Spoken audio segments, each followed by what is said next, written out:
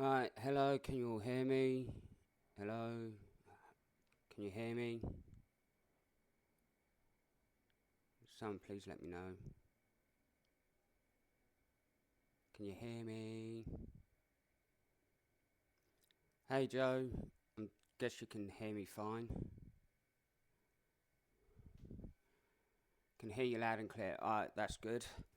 Alright, so yeah, welcome to my first cooking stream. I hope you all enjoy what I'm going to cook here. I've got two different things for the cam setup. I can have it a single screen like this, so you can see the hob and you can see what I'm doing here.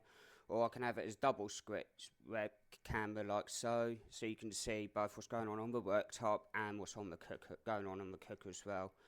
So if you want to switch cameras, just have to say in chat. I've got the monitor, I can see the monitor right in front of me. So yeah, and as you can see, I'm wearing my chef's whites as well to, I don't know, look professional. I would say, but as professional as I can get. um, so I'll just wait for a few more people to turn up, if there's anybody here. According to the laptop, I've got about 4 viewers. I've got my laptop over there so I can see what's going on as well. Hey Beth, welcome. I was just saying, if anybody wants to switch cameras, I can, because I've got two set up. I've got one right there, and I've got another one up there, pointing down at the hob. So I can always just switch a camera if need be, see, like so, or I can have it dual camera, like so. So, if anybody want me to change a camera, I am more than welcome to do that. So whether you want a single camera or whether you want the double camera so you can see what I'm doing on the worktop as well as what's cooking away on the hob, then you just have to let me know and I will change it. Just wait to see if there's a few more people turn up. I think the dual camera will be good once you get cooking, but this for now, yeah. Oh yeah, once I get the hob on the go, then I can switch to the dual camera because I will be preparing other things whilst whatever's on the hob is cooking away. And what I'm going to be cooking on there is going to take a few hours anyway before I can actually put everything together. So yeah, stream's probably going to go on for a good 4 to 4.5 hours probably. Once it gets going anyway.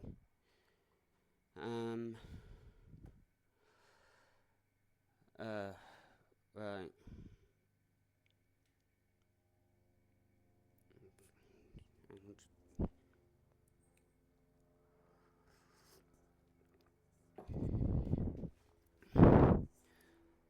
I may have to go and answer my door because I'm expecting a couple of deliveries, so I'll have to keep an ear out for that.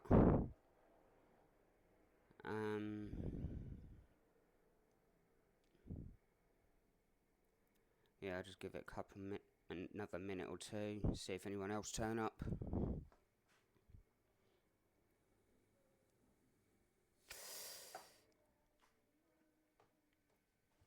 But yeah, I agree with you, Joe. Once I get cooking, I could do the dual camera on, and then you've got best of both. What I'm doing on the worktop and what's cooking away on the hob. So yeah, I think that would be best once whatever I'm cooking on there gets going, because by the time I get that going and get that started, I can then start doing other things to kill the time and do more things, whilst keeping an eye on that as well. So that's going to take about 2.5 to 3 hours. What I'm cooking on the hob, and then it's got to go in the oven afterwards. So yeah, what I'm cooking. Well, I've seen many people try this on Twitch, and they call it homemade, but nothing about it seems to be homemade, other than the fact that it was cooked in their home. So I'm going to be doing lasagna, all from scratch. I'm going to be making the ragu from scratch, the white sauce from scratch, the pasta from scratch. I'm even going to do some focaccia bread to go with it as well. That's going to be made from scratch as well. So it's all, and the focaccia bread I'm doing is going to have Italian herbs in with it. I know focaccia is made more for dipping, but how I do my focaccia, I slice it up so it's more like a sandwich. So I can slice some of his lasagna off, put it in the focaccia and eat it like a sandwich. It's going to be nice. Sounds good. Yeah, well, I've seen a lot of people do lasagna on Twitch, and like I said, they seem to use jars and dried pasta. I'm thinking you're just reheating something that's already been cooked in the first place. That's not cooking, that's just reheating. There is a difference. Alright. I think we better get started, but first up, let me just adjust the camera so it's more down on the worktop. There we go. Right. Hey Dale, love the chef's whites. Thank you, Abby, and welcome to the stream. Right, before I get started on preparing the ingredients, wash my hands.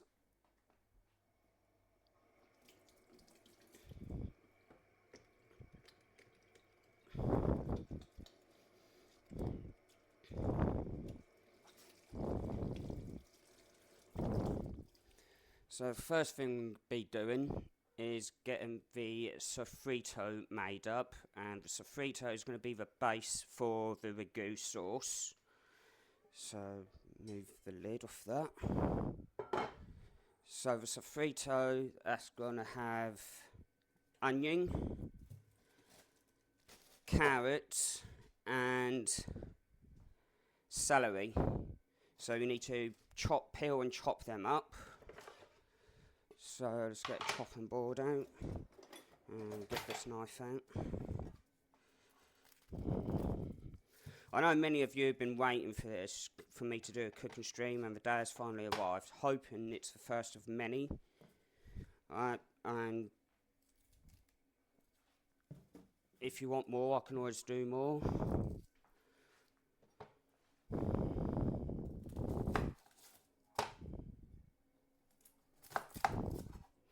I will try and adjust it so you can see what's going on as best I can.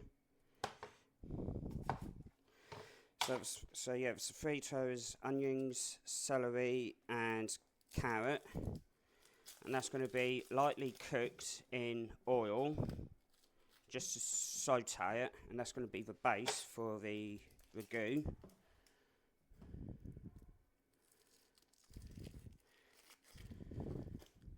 Some people use marinara for the lasagna. There's nothing wrong with that. This is the thing is with marinara, it's more used as like a topping or dipping, but it can be used in bolognese and lasagna. It's up to you.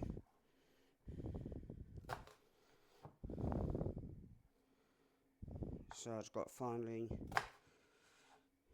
chop the onion.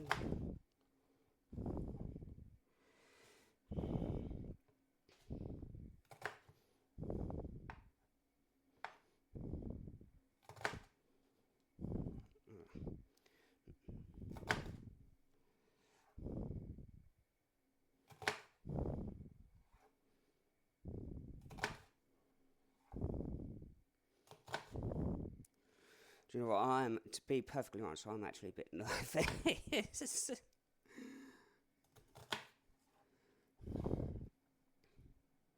You know, a whole world can just suddenly just tune in and watch me, and I'll be like, But I'll be fine once I get going anyway. Oh, come on, chop. Oh, if you're going to be a prick, then that's fine. Right.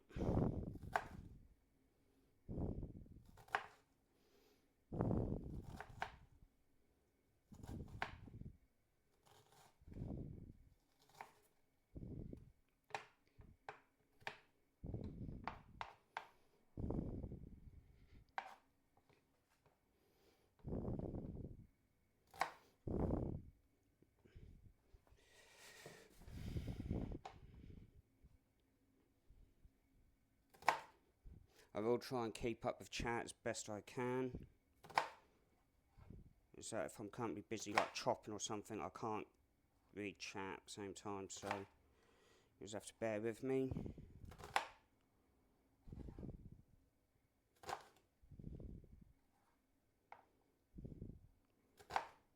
I was up at 6 o'clock this morning, waiting for Asda to open because I needed to go and get the last few bits of ingredients. Only they didn't have everything that I wanted, but luckily there was a Tesco nearby. I went there, they had all the ingredients I was looking for. I think typical, I should have just gone to Tesco instead. But never mind, I've got everything I need.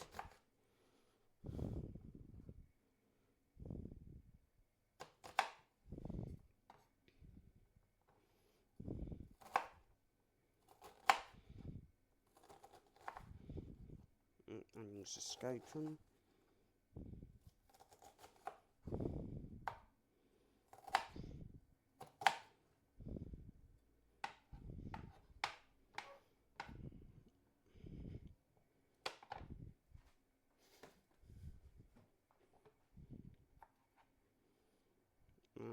That's the onion. Just do the celery, just wash that off.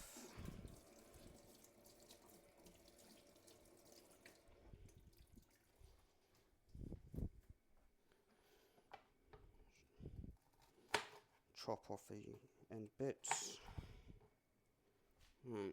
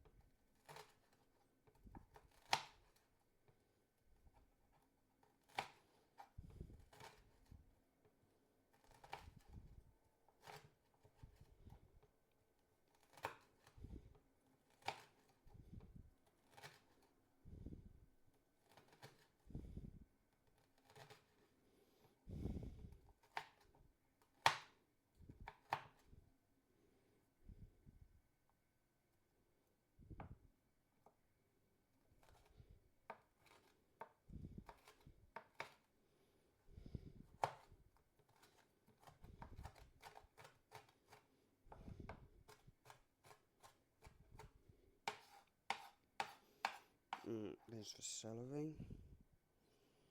And now I just need to peel a carrot.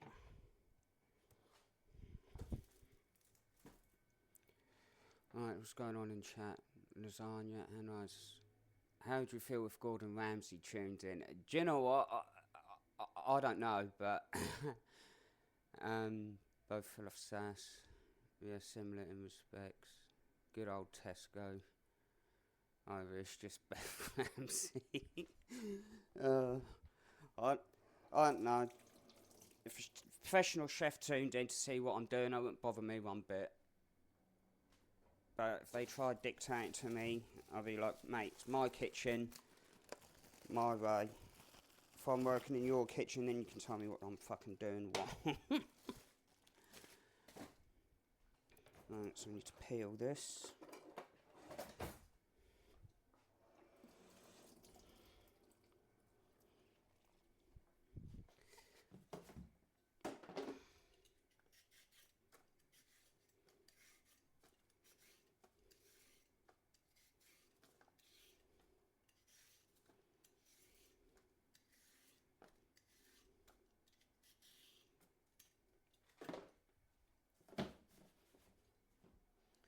God, I love the speed peeler. My relatives don't like the speed peeler, but I do. I find it's a hell of a lot quicker. Just cut the ends off here.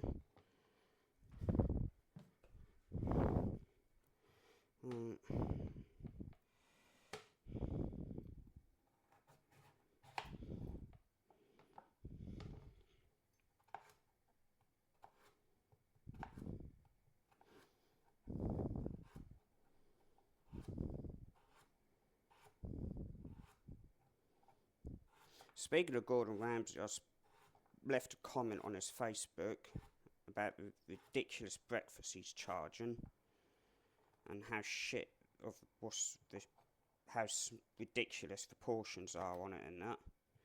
And then, just out of the blue, I get a fake Gordon Ramsay account trying to add me as a friend. I'm thinking, yeah, go away.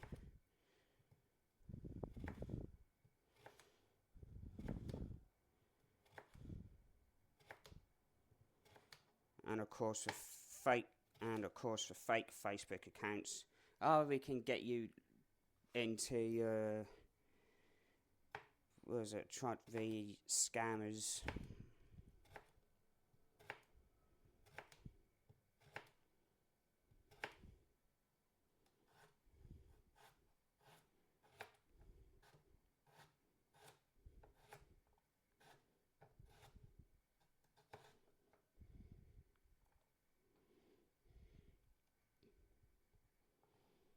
Something like, yeah, scammers can do one.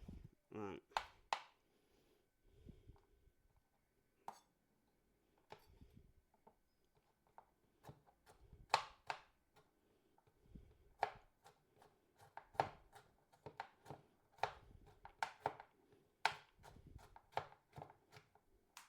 Oh, but carrots escaping.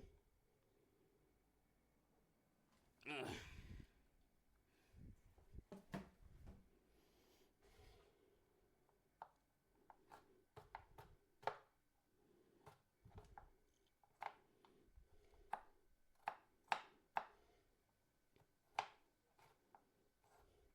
Many people don't.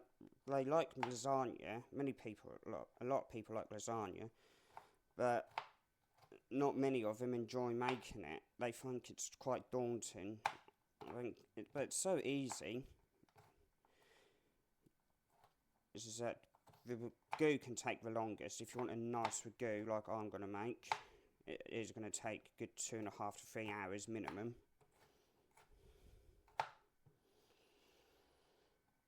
But worth it once it's all done.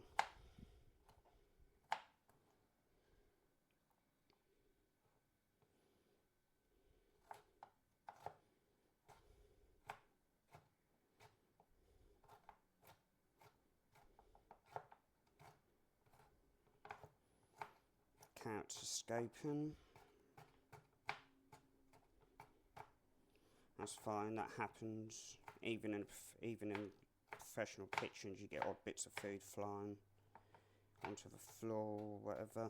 That's just how it is.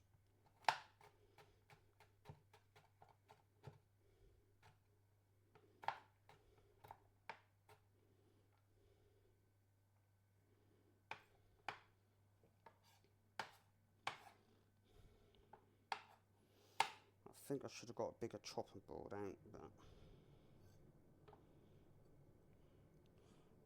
we'll make do. Well, I'd have to make do anyway.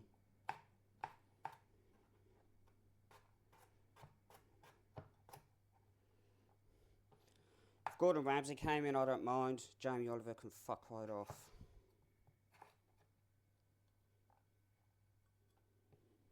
Someone asked me once if I was to have either Jamie Oliver or Gordon Ramsay cook me a meal. I think, oh, I don't particularly want either cooking me a meal.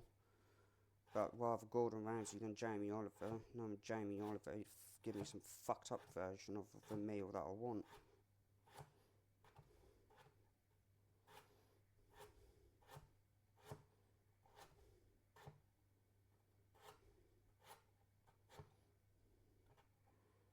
I think what I should do excuse me a moment, I'll be right back.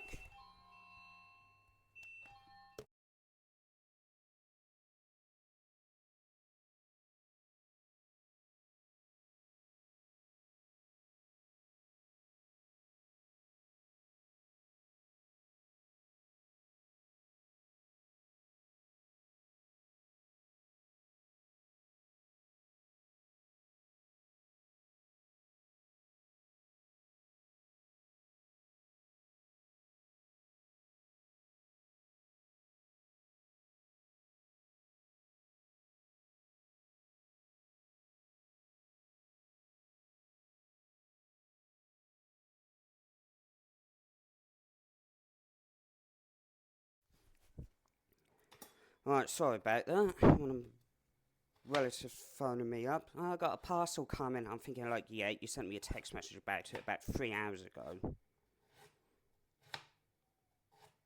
So I have to keep an ear out. I'm expecting something to turn up today as well, so two things I've got to keep an ear out for.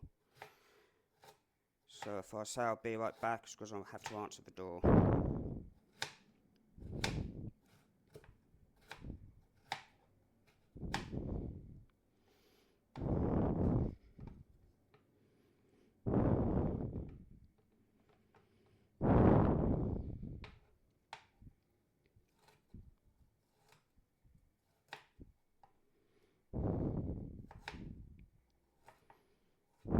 Right. What's going on? Hey, Demi. So I'll catch up with chat. Just hang on, let's see what's going on. Lasagne, nice. Yep.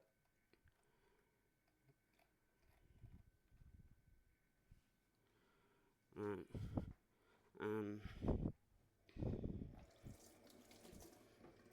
Just wash my hands again because I need to. Now that I've got to the carrot, I can now use a bit of oil in the pan. Now I'm putting it on the high ring just to heat it up a lot quickly, and then I'm going to switch over to the smaller ring for it to simmer away once it's heated up.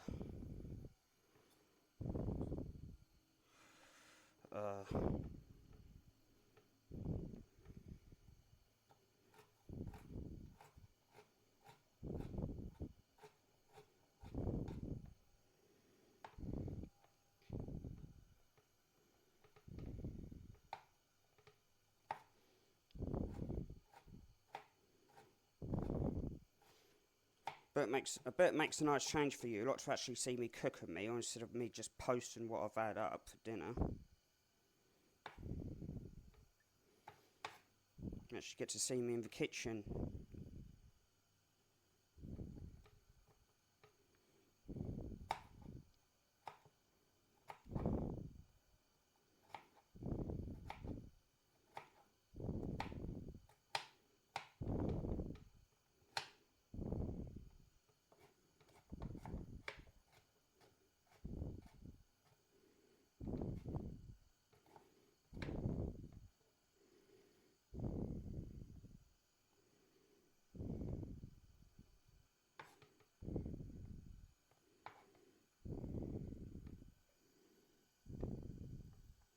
So I'm just trying to find all the big bits of carrot that need chopping up into smaller bits.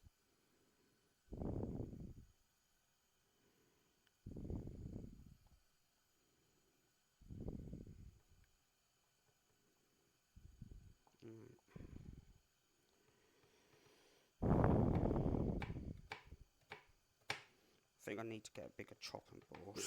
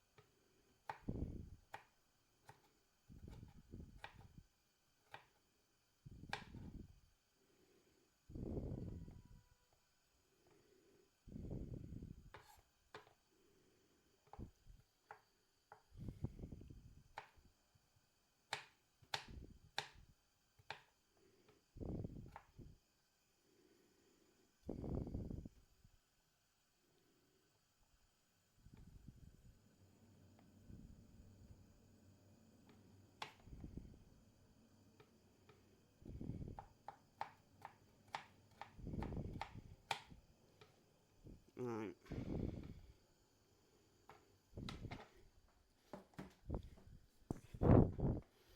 Just wash my hands again. Probably going to spend about God knows how much time washing my hands. Right. I'm sure that's heated up. That is heated up now. I can see it. Right. So I'll switch that off. Move it over to the smaller room. No, no. I'm not knocking the knife blocks over. Right.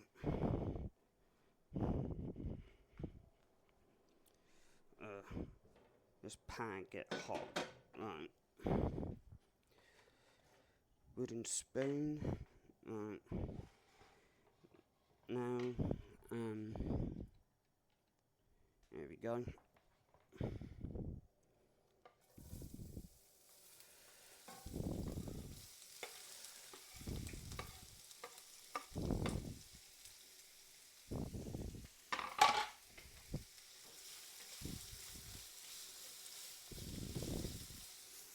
We just want to lightly saute all this.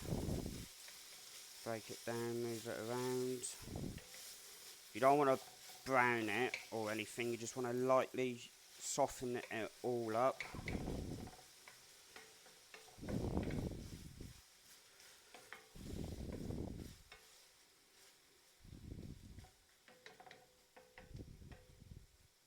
Just want to lightly saute it, that's all. Right.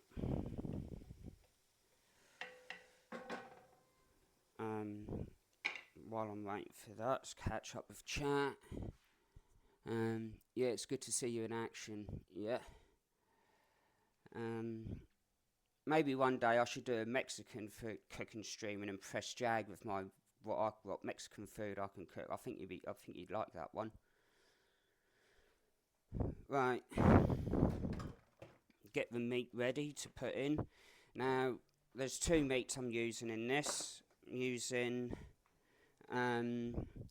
pork mince and beef mince, 500 grams of each, or a pound in weight.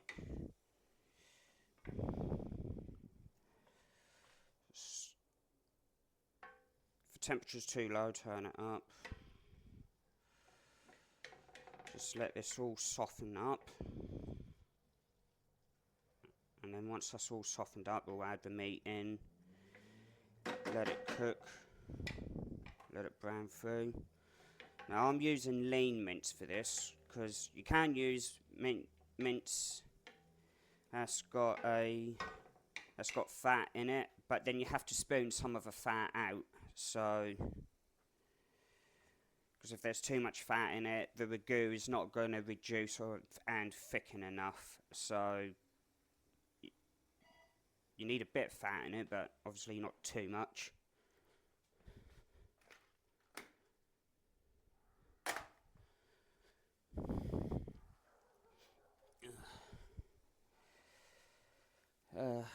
Right, what's going on with chat? Cooking time. Yeah, well, this is just the first thing. This ragu is going to take about 2.5 to 3 hours. That's if you want a nice flavour, nice ragu with plenty of flavour in it, which is what we're hoping to get. So, yeah. If you want something just quick and easy, then use use a jar. Speaking of jars, there was a documentary I watched a good few years ago. They're testing about the sugar and salt levels. Hang on a moment, I'll be right back.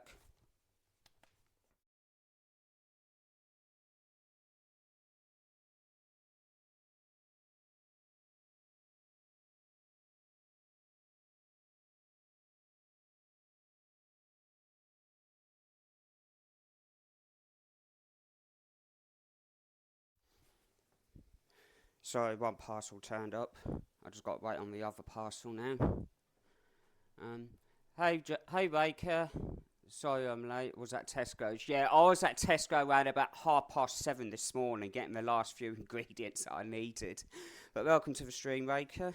Hope you're doing well.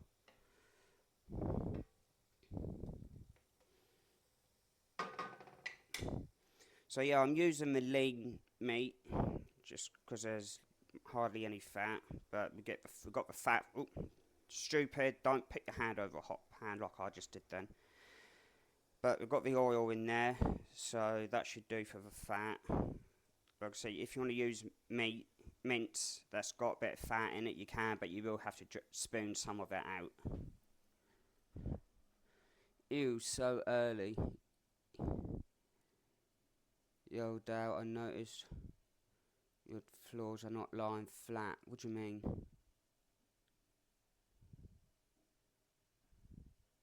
Mate, this ain't my place. This is my relative's place. I just live there. If it was my place, it'd be different. But it's not down to me. But who cares about the tiles? We're here for the food, not this. This is all about the cooking, not the interior. Nobody cares anyway. As long as so we're just here for the cooking, okay? So chill.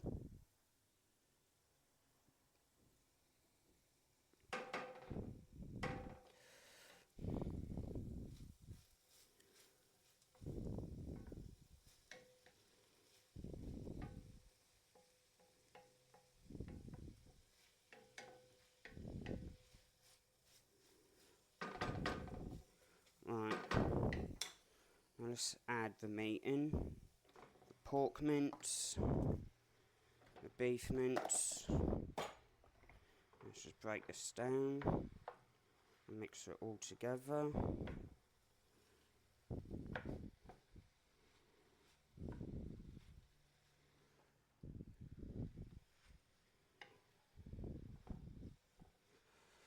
So I'm sure there's a better way of breaking the mince down, but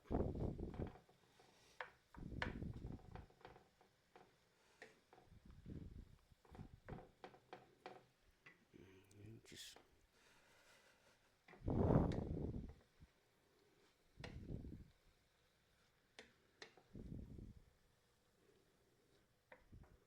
no, something's escaping from the pan. That's gonna have to go in the bin.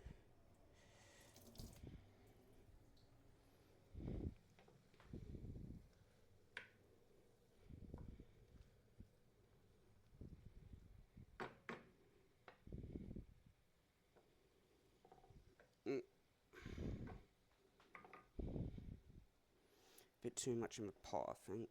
I need to speak to my relative, tell them to get a bigger pot. That'll be fine once the meat is reduced or cooked up. Right.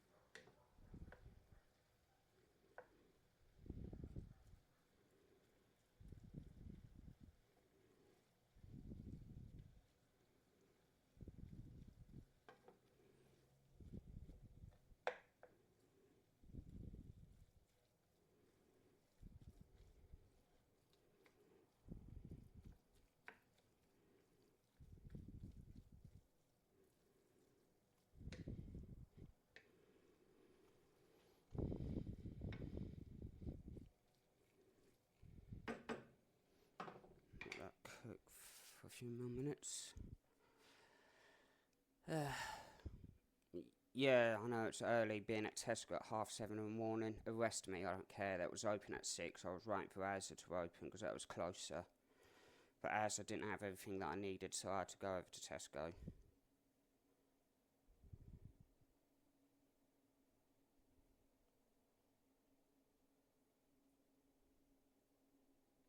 What tiles are you referring to the tiles that's on the wall? No, I thought it was. Hey, Chris. Oh man, that's going to be so delicious. Yeah, I'm making the ragu for a lasagna. And the bechamel sauce, the white sauce, we'll make that up before the ragu is completely ready to be put into the lasagna, to build up lasagna. We'll make the white sauce then.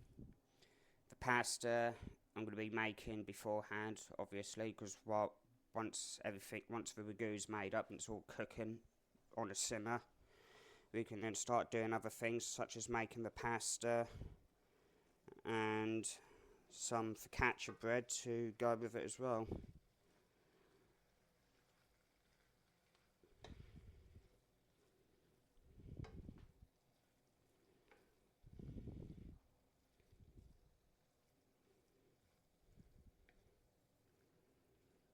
If you're on about the tiles on the wall, Cosber, the council put them there when the kitchen got when we had to have a new kitchen put in. Well, my relatives, the council came round and had said like, oh, you need a new kitchen. They put the tiles on. We didn't design it. We just had to pick what was available. Well, my relative, that she had to pick of what the council had available to give her a new kitchen. So the council put the bathroom tiles in the kitchen. But enough about the decorating in here. We're not here for the decoration. We're here for the cooking.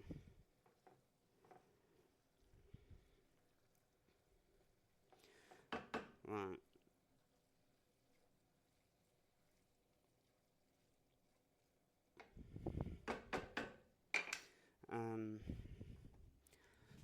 Time to get the red wine ready.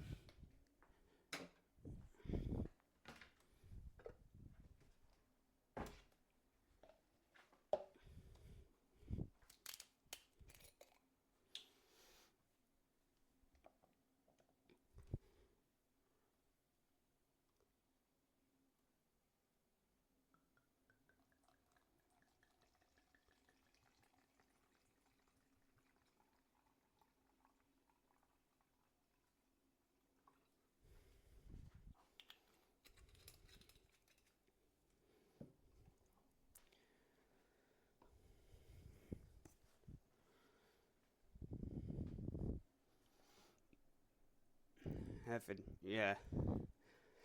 Oh, this will be. Once it's all cooked.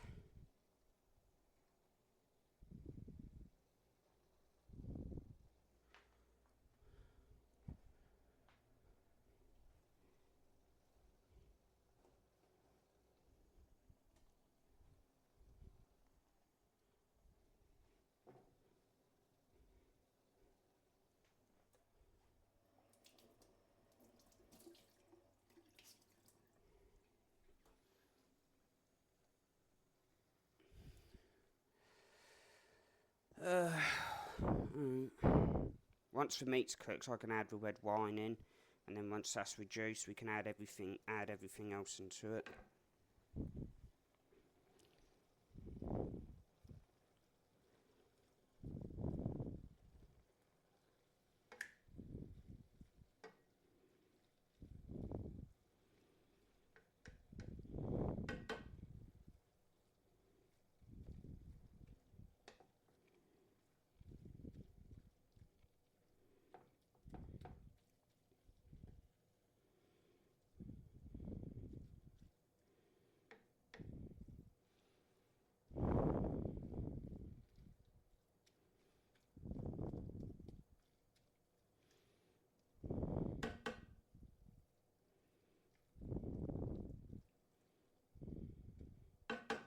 Right, so let's just have a quick recap on what's gone into it so far.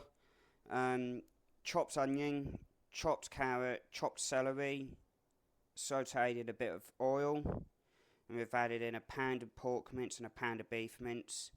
Once the mince is cooked, we can then add in the red wine, and then we'll continue on from there.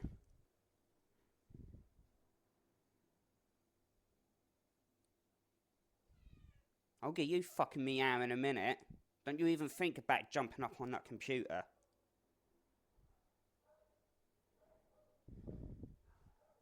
So one of my cats has come into the kitchen.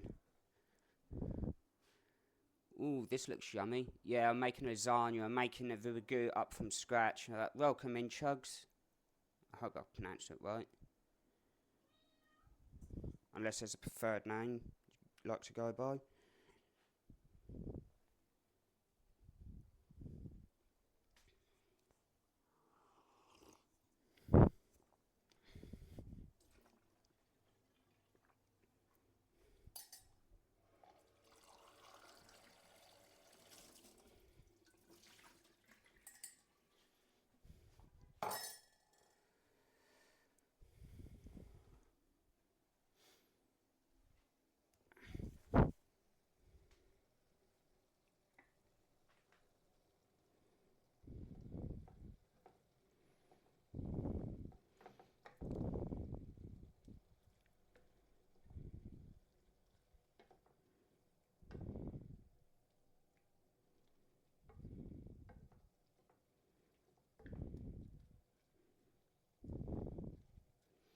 Right, that's now enough all cooked. Just about a few bits still need cooking.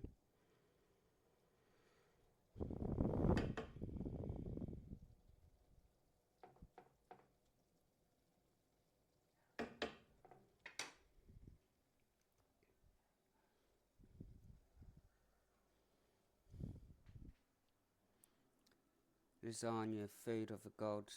Chugs is fine, I'm okay with any pronunciation. My name's Shaz, so a lot of people call me that too. Oh, okay, cool. Glad I got it right.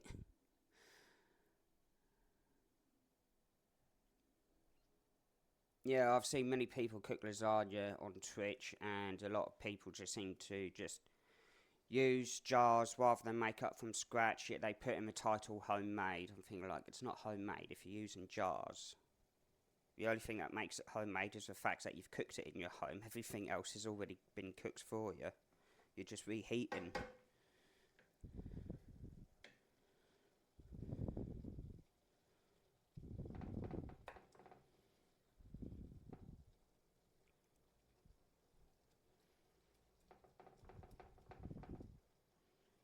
Alright, I think we can add the red wine into it now.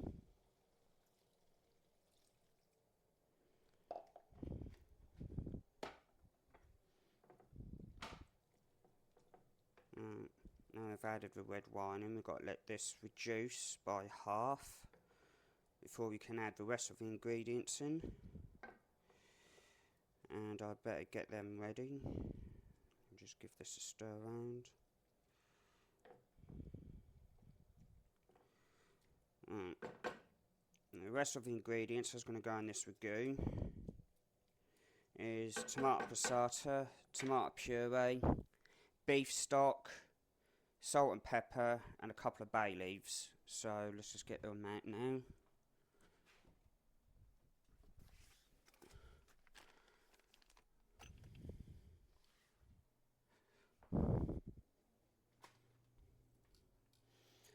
The salt and pepper grinders. Bloody hell, they're old.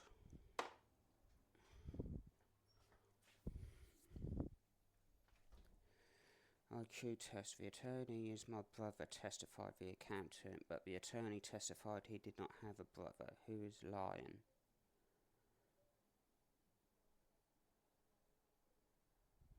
I know the answer to that.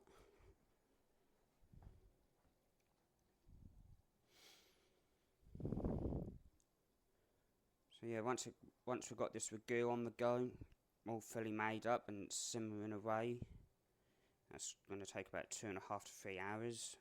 So it'll be plenty of flavour in it.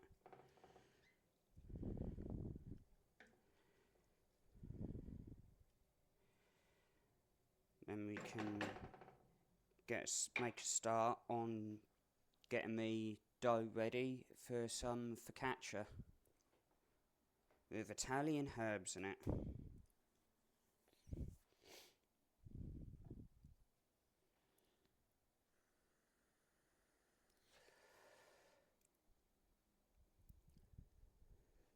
Any questions or anything so far? Everybody happy? Bet you're all jotting this down, ain't you? I know a couple of people will be.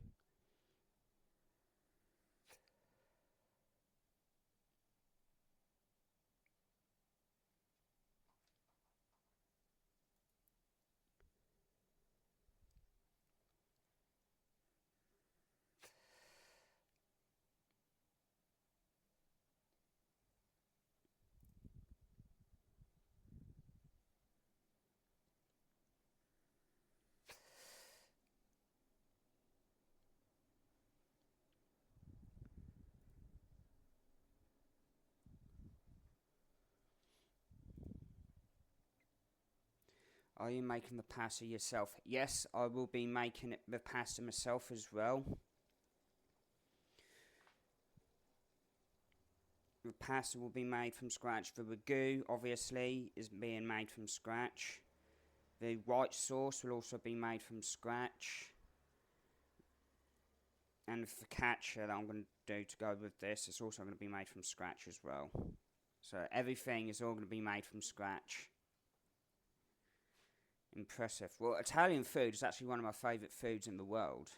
So obviously, if if there's a particular type of cuisine in the world that is your favourite, you are actually going to look into and get a better understanding about the ingredients used, how it's cooked, prepared, all things like that.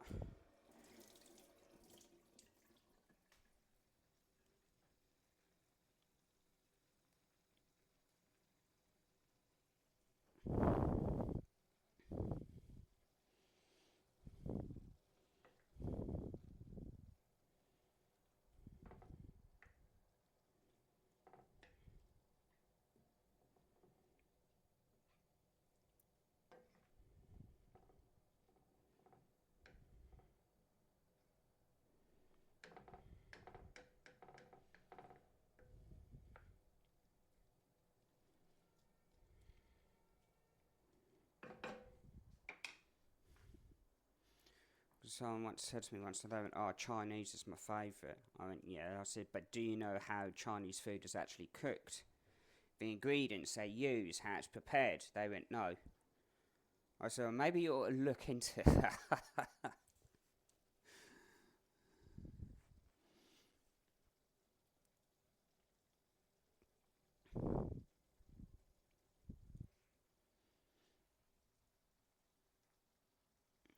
Yeah, just waiting on this, and we can get started. Like I said, get started on the focaccia afterwards.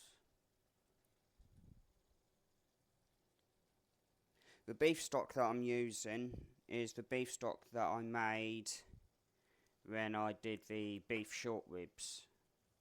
If any of you probably remember the picture I posted up in Discord about it. That needed, because what I did with the beef short ribs, I removed the bone and then I used that bone to make up a beef stock, and I used some of that beef stock to braise the short ribs. The rest of it has been in tubs in the freezer and it's been thawing out overnight. So I'm going to be using that in the ragu. So Cat was looking at my computer again. I'll just have to keep an eye on that, because they're going to be thinking, what's this? And if they break the computer, I will be mad. Well and truly.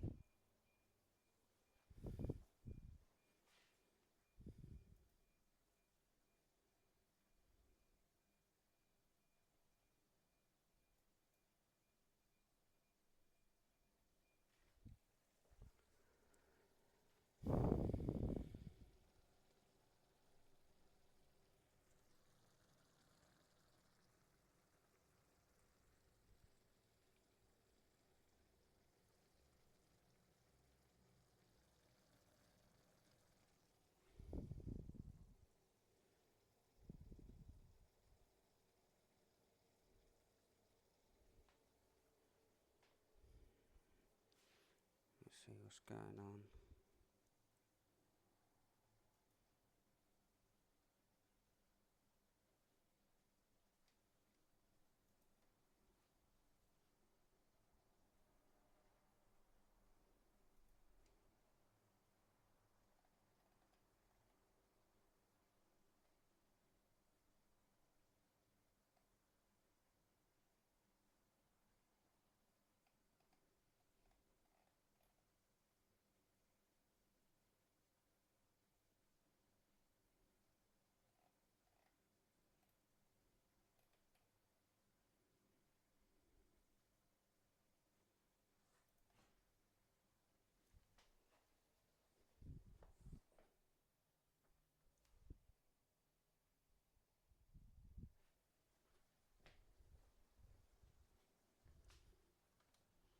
Excuse me just a sec.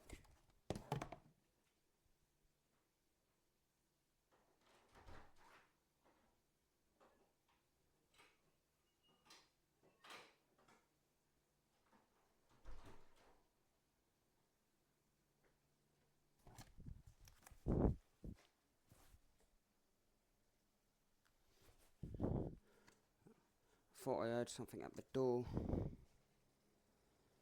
Clearly not. Right. I think there's a bit.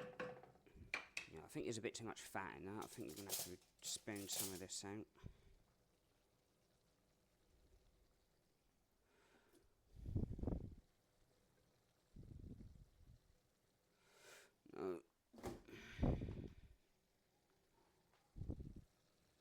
Yeah, I can see where all the fat is.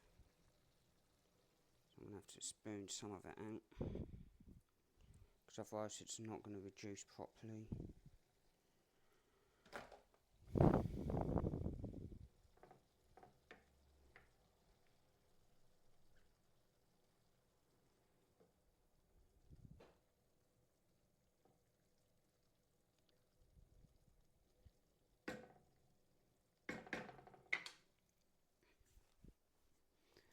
Right.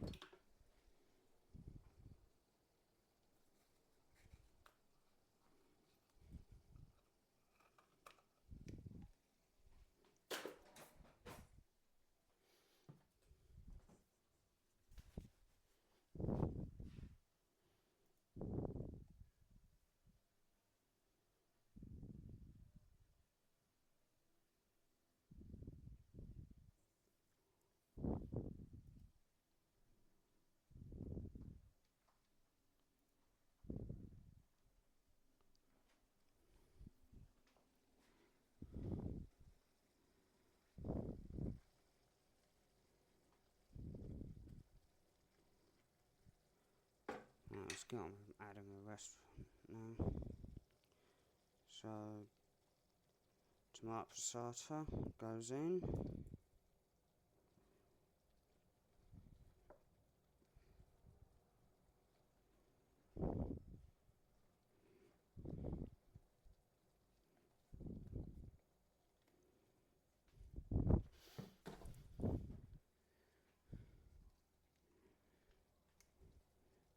Tomato puree.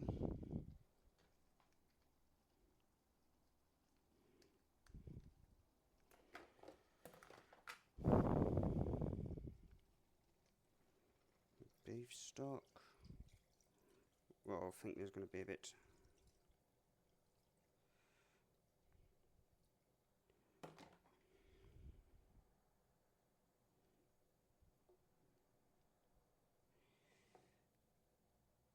Luckily, it's not completely overflowing. Just a little bit too much in there. But that's fine, that's got to be juice anyway.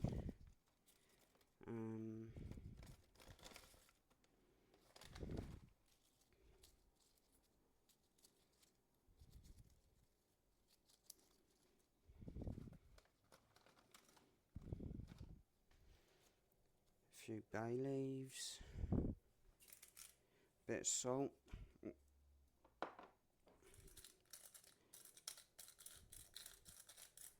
Bit of pepper. Now let's stir this all round again. No.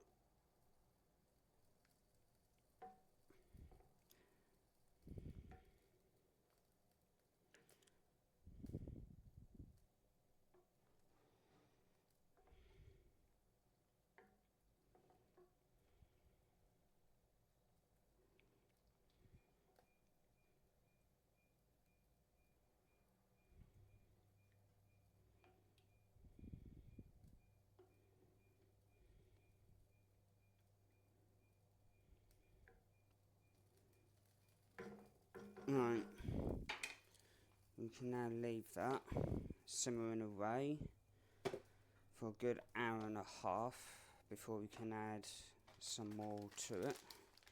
So we leave it uncovered.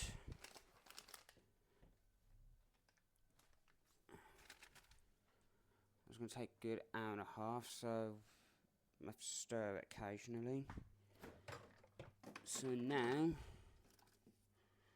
it's time we moved on with making some focaccia bread. So let's switch to that.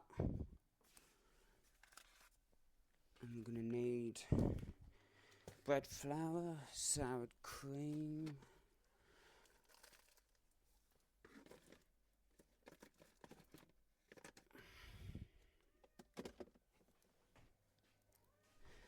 can you shut the fuck up for half an hour, please, Mabes?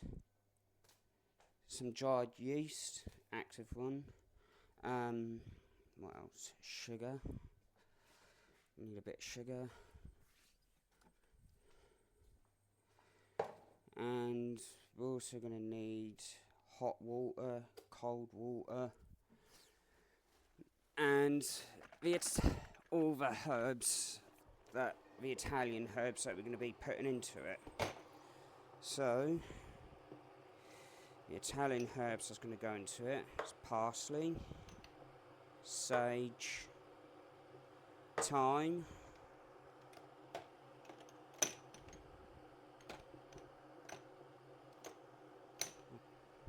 there's the oregano.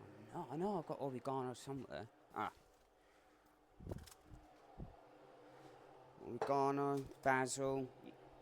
You can use fresh, but you can use fresh is obviously better, but you can use dried if you can't get fresh.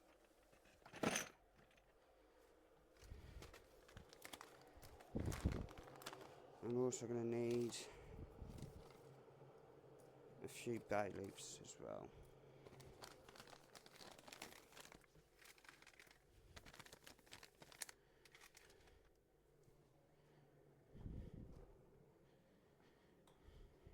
And a pinch of pepper as well.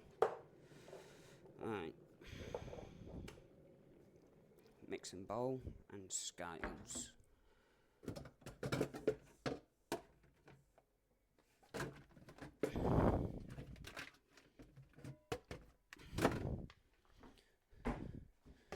So there's the mixing bowl. Scales.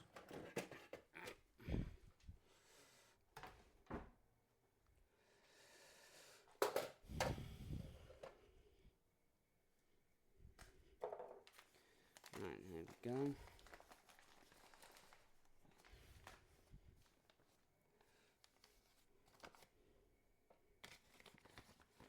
If that doesn't reduce, then I'm going to have to work something out on what to do with that. Maybe add a bit of something in to thicken it up, be more puree or something. But anyway, on with the focaccia.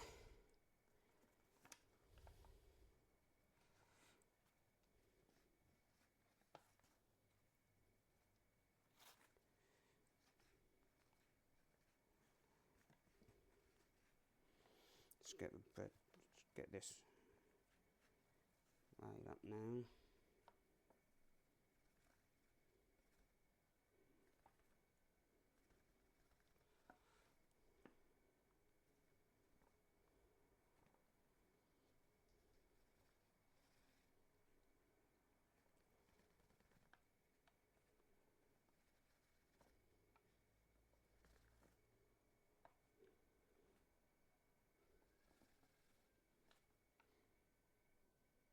Yes?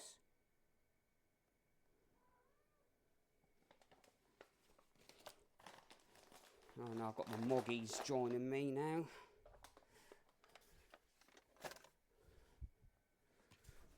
Right. So first up, you need to make the mixture up. 300 milliliters. What's that in grams? Fuck's sake.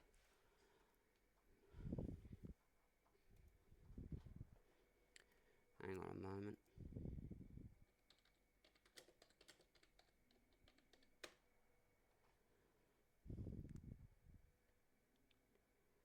Right, okay.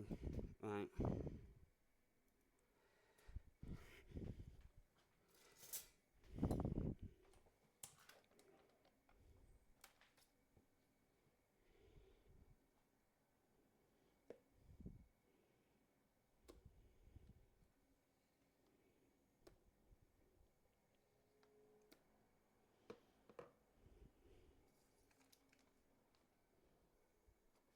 I shouldn't have fully peeled the lid off that, but never mind.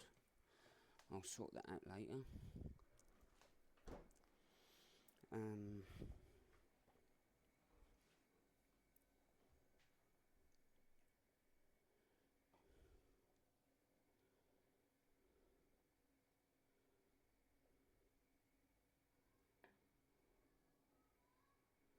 Just check this.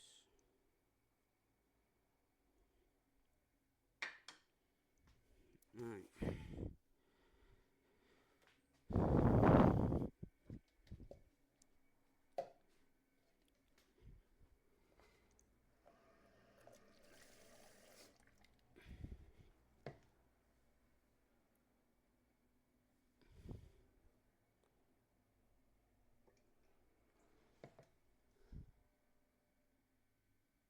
Oh my god, I'm too good. It's on the fucking dot.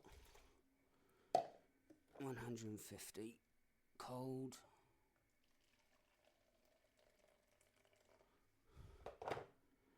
Water. 50 hot. Stir this around. Actually, I need a fork better, actually.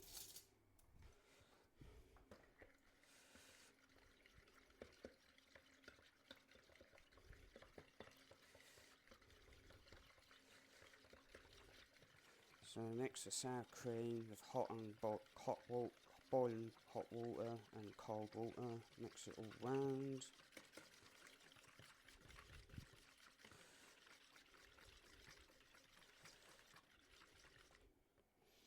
And then we add in the flour.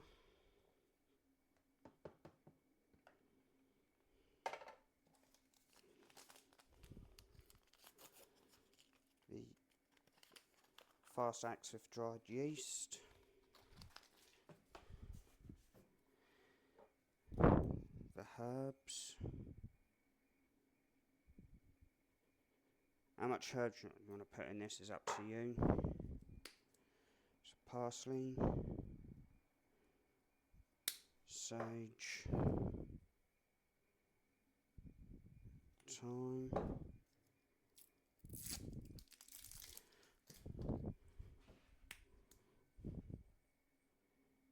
oregano,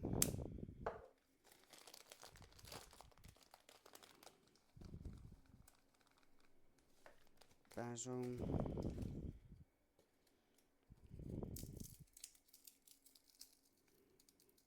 and just break up the bay leaves as well. Try and get them up into small pieces. Pinch of salt, some pepper, and 2 teaspoons of sugar. Put that all around a moment. Just mix all this round until it forms a dough.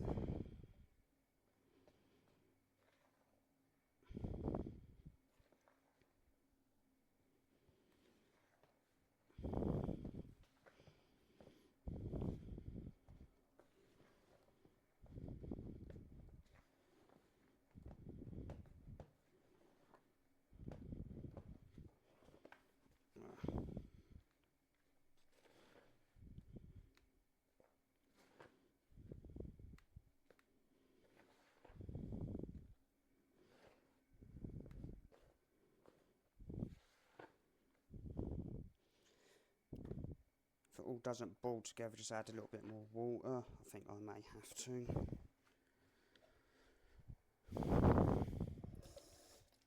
Just a little drop at a time.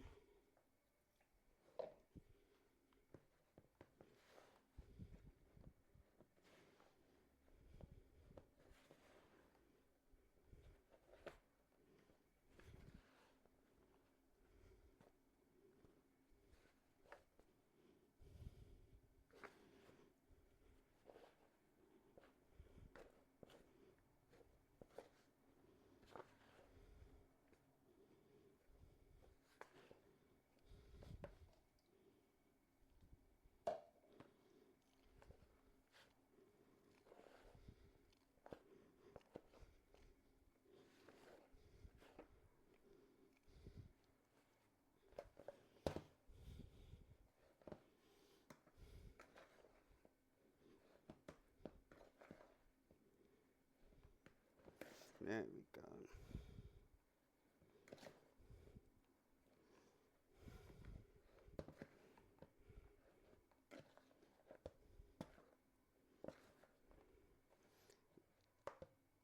There we go. Now it's in a ball of dough. Right.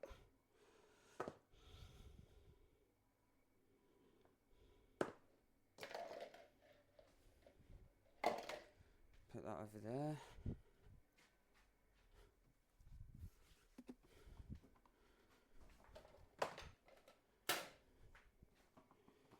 Get some cling film.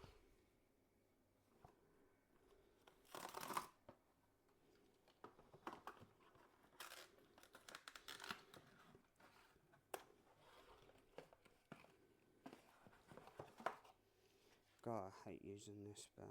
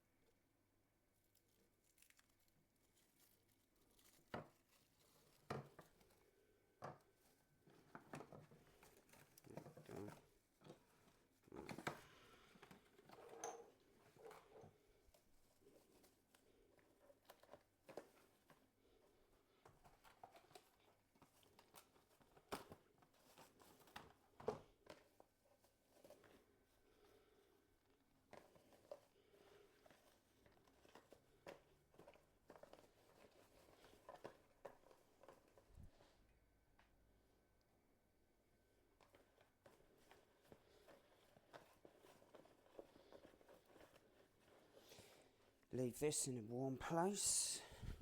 It's nice and sunny here, so we can just leave it there.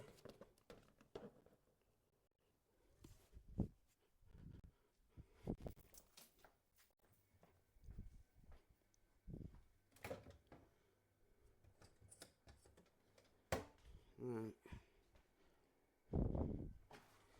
Put all this away now.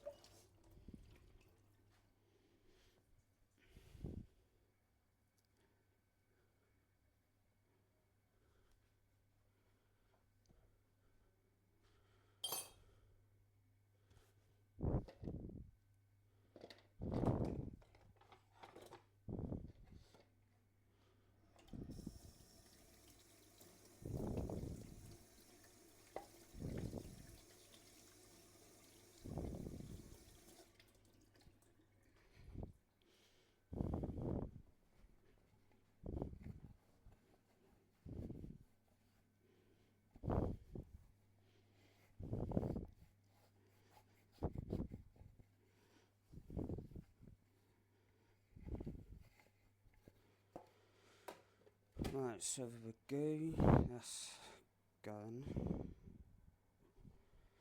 That needs to reduce though. I don't know if that's high enough or low enough. Now that'll soon reduce. Got to leave it for a good while yet, so just stir it occasionally.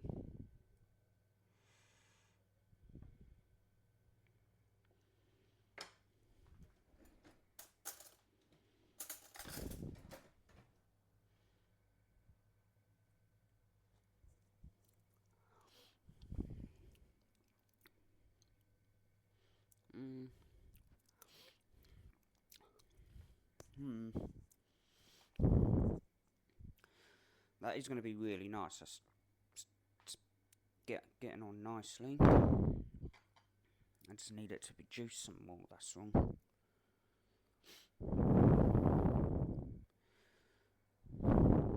Right. So the goo's on the go.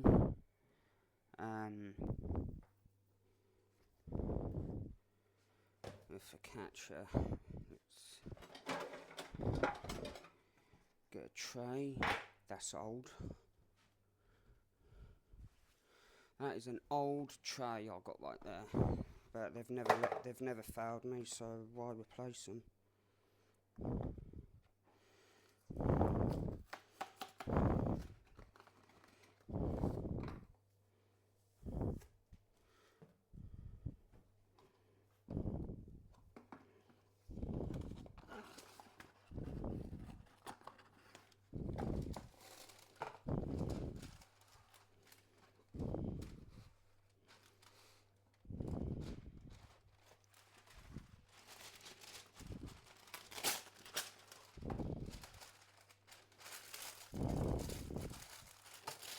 So line the tray with non-stick baking paper.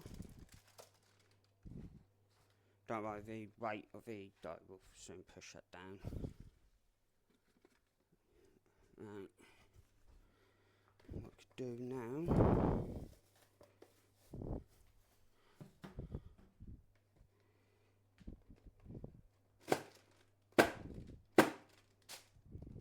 get that out.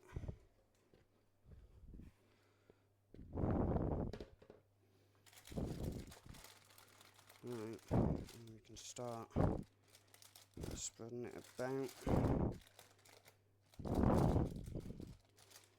Yes, this will be on the tough side, but that's the thing with this, the catcher that I'm making.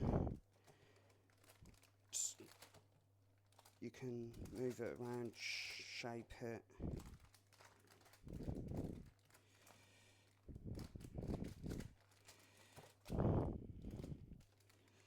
You just need to make sure all of it is spread evenly about. Right. Wash my hands again. That's all I keep seem to be doing.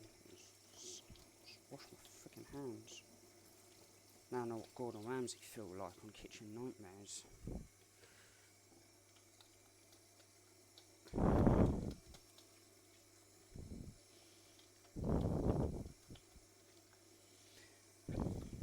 I was always doing this when I was working in restaurants anyway. Touch one thing, wash my hands. Touch something else, wash my hands.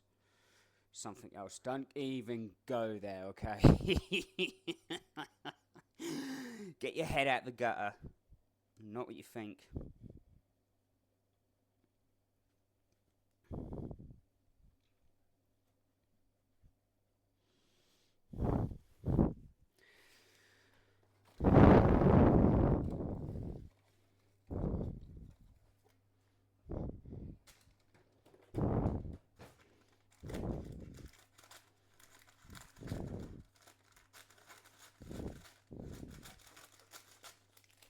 Too much here, so cut that off.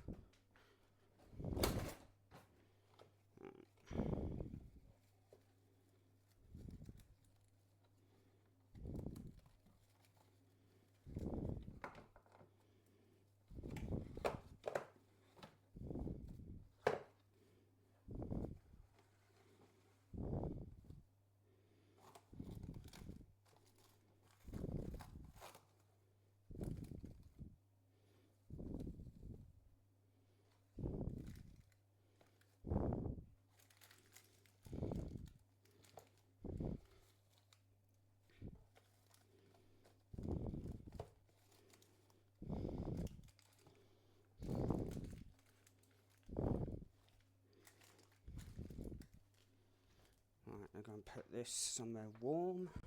Up and all that as well.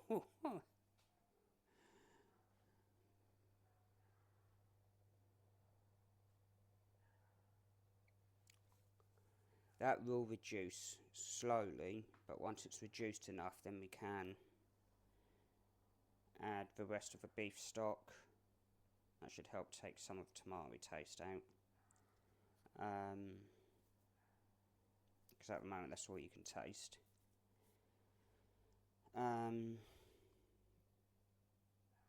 Then we can get the bechamel sauce made up, or the white sauce.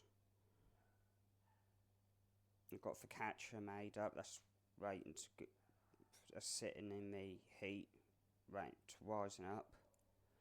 So when that's ready to go in the oven, I'll preheat the oven and then put that in when it's hot enough.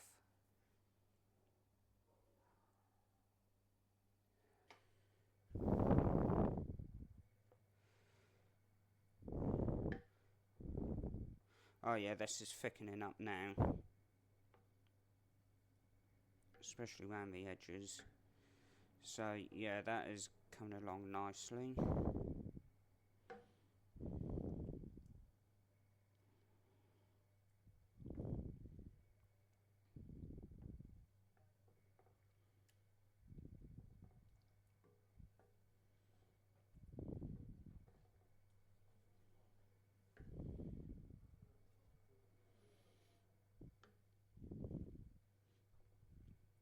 Not as hot as I thought it would be.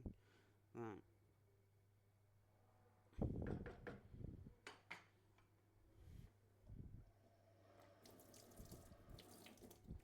Something I seem to have a habit of doing when I'm cooking, and that's always tasting it.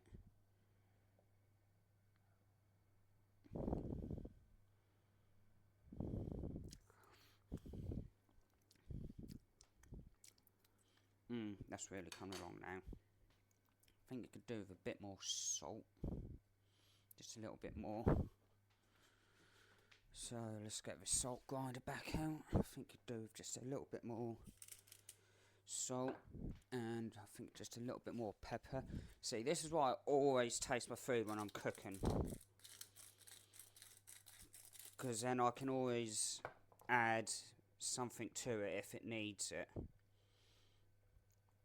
Every good chef always tastes what they're cooking, because especially in the restaurants and cafes, especially restaurants and as well, more than cafes, but in the restaurants a good chef will always taste their food, because if the chef likes it, the customers are going to love it. If the chef doesn't like it, the customers are going to send it back.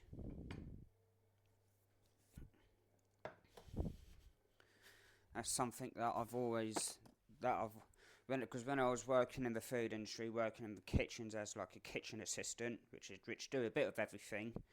You know, they're like a general dog's body. They do a bit of everything: bit of food prep, bit of food prep, bit of cooking, bit of cleaning, bit of washing up. They do a bit of everything. You know, whatever needs doing, the kitchen assistants do. So, and I was always asking the cooks questions about techniques, methods, ingredients, cooking times, everything. So I thought the more I know, the better. So then I never actually got trained as an actual cook, but I enjoy it. Cooking is all trial and error. It's all trial and error. Anybody can cook. It's just a case of trial and error. If you fuck up on something, you know what you got. You know where you think back where you went wrong, so you can put it right the next time. Another downside of cooking is you can never get the same result twice. It's either going to always be a bit better or a bit worse next time you do it. So you can cook up one meal and you cannot get perfection first time neither. When you cook something for the first ever time, you can't expect perfection. Something's always bound to go wrong. But what I always do is whenever I try a new recipe, I follow the recipe through first, exactly all the ingredients, the measurements I say in that, and follow the recipe on how it's cooked, right down to the last detail, and then try it. And then I can, if I think like, yeah, it's nice, but it needs a little bit more of this, a little bit less of that, then I can alter it to my own tastes after that.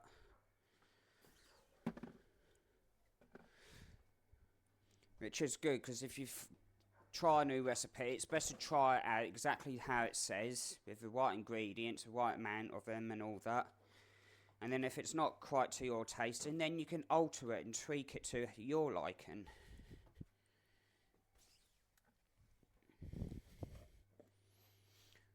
Real chef, always tasting as you go. Yeah, I always do. I always do. So that's how I know if it needs anything. Because a good chef will always taste their food while it's cooking. Because if a chef didn't taste what they're cooking and they just think like, right, automatic mode, boom, this is what we're doing, off we go. No testing, no seasoning, anything like that, then the chef don't care, and they're only there for one thing, the paycheck. Right. So here is the focaccia. I know it doesn't look appetising yet, but it will do.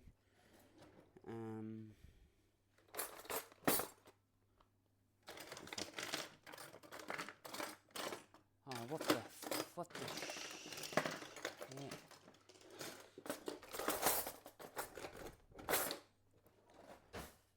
Oh, please don't say that's gone missing. Oh, fucking house as well. Hang on, I need to check something. Not you, I'm not checking you. Even the bleeding say they don't know what's wrong with you. Ah, there we go. That's what I'm looking for.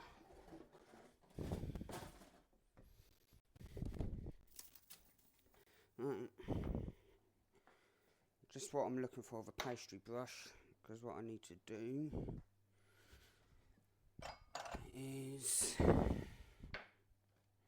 get a tiny drop of oil. And what we need to do is lightly brush the top with the oil.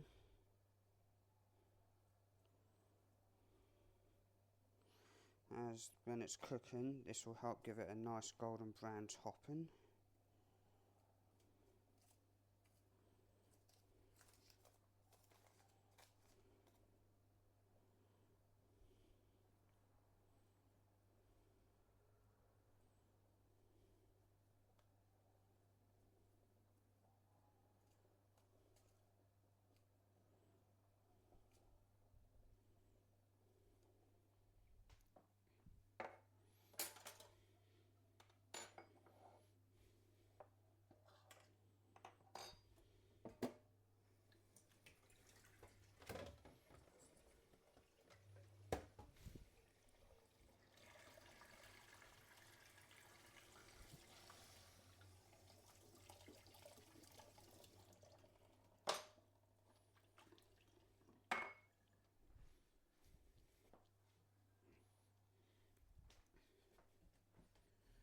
And also a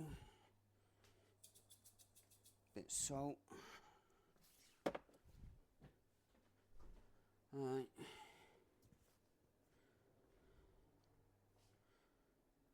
Now I'll chuck this in. That's going to take about 25 to 30 minutes. We need to turn it around halfway, and then we can get it out of the baking tray and let it rest on the side. So pasta. Let's get the pasta on the go now, shall we? Right.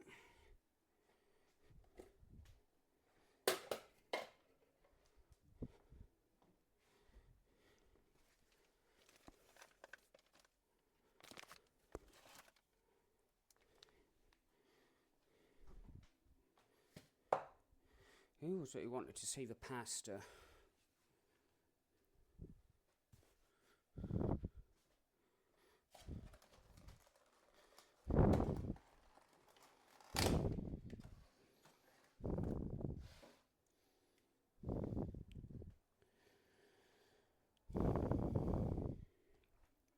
was it you wanted to see the pasta again? I know someone did.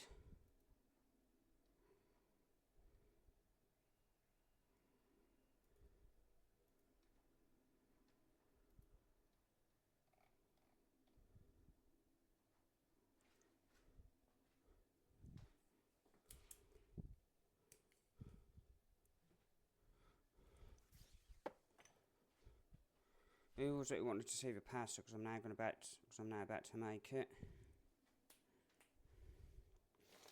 Right. So what we're gonna need is 400 grams. Hang on, just checking.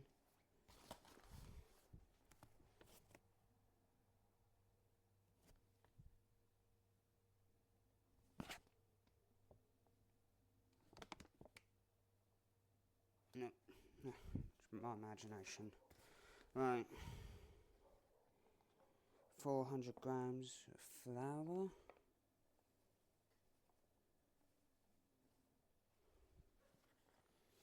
Right.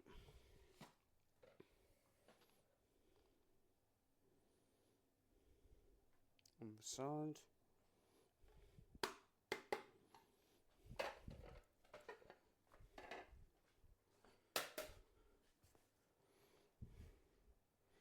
And first up, you need to make a roll in the centre.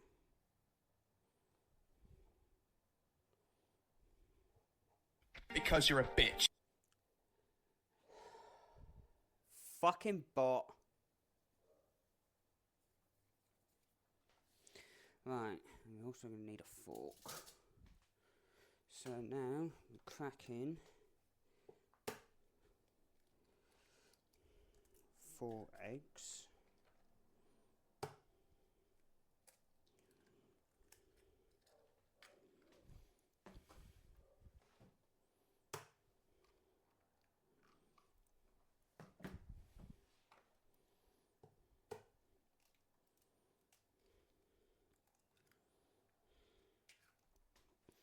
And we're also going to need the yolk from a 5th one.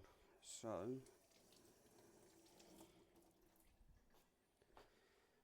I don't think I've got a yolk separator, so I'm going to have to do this one by hand.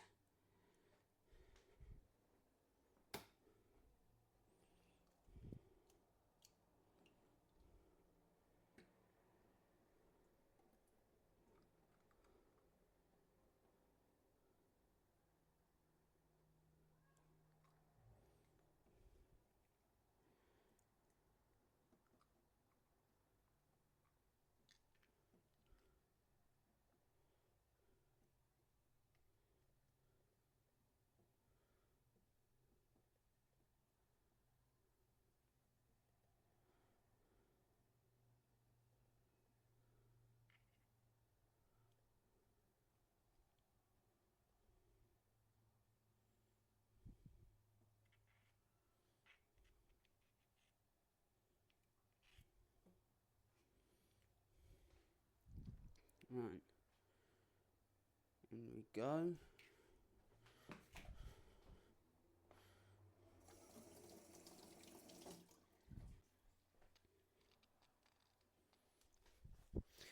Now, what we do is lightly whisk the egg inside this. No.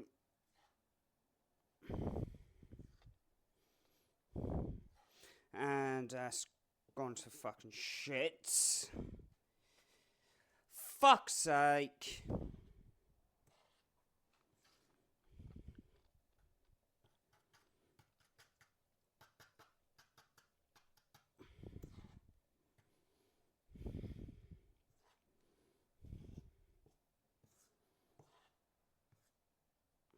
Why did you have to do this today? Why couldn't you done it any day when I wasn't fucking recording and making pasta?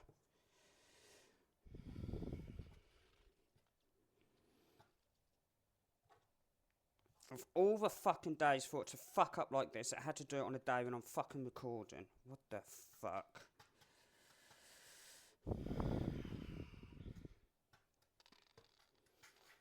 So yeah, what you had to do is whisk the egg up first inside while slowly introducing small bits of the flour into the egg. Early today, it didn't fucking work out because it had to fucking be a bitch for me.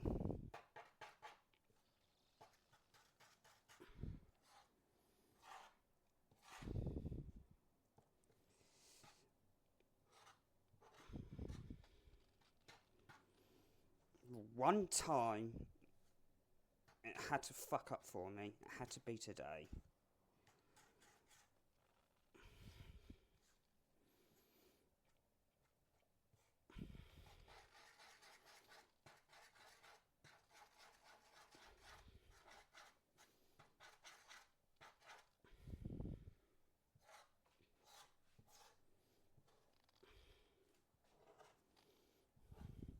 It's a good thing I wiped this side down beforehand, so...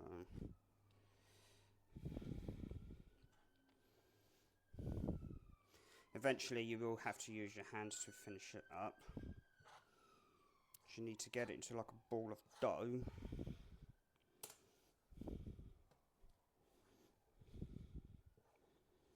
Incorporate the flour in with the egg.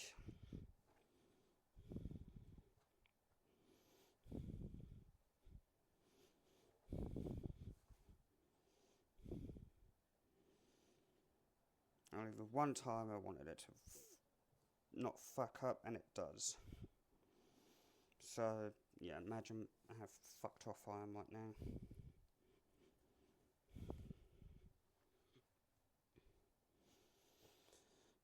So once it goes into like a dough, you need to,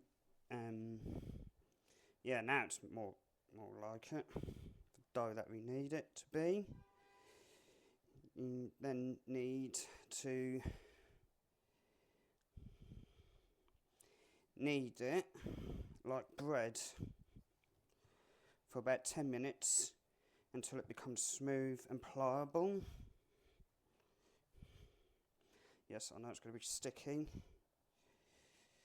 but that's why you could put down extra flour if need be. Just don't try not to dry the dough up too much.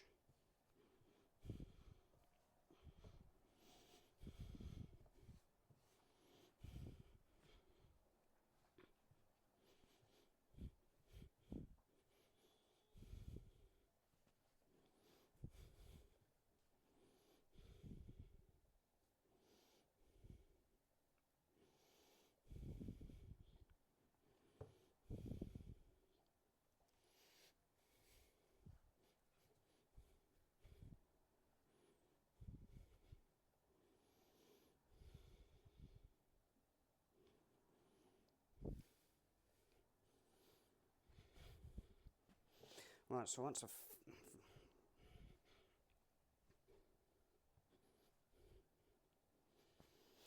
obviously, if you could do it better than this, congratulations.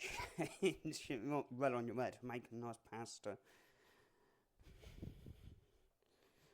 But I'll use a little bit of flour, a little bit at a time if need be. So yeah, you want to knead this just like you do with bread until it becomes all smooth and pliable.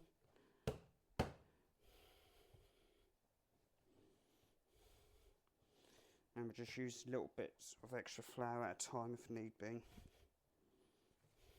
You don't want it dried up, too dry.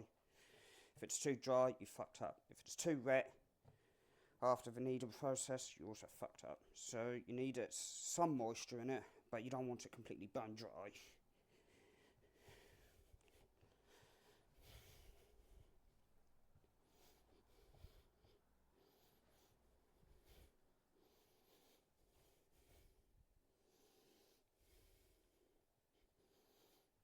Yes, it will stick to your hands, but you can always just wash all that off anyway.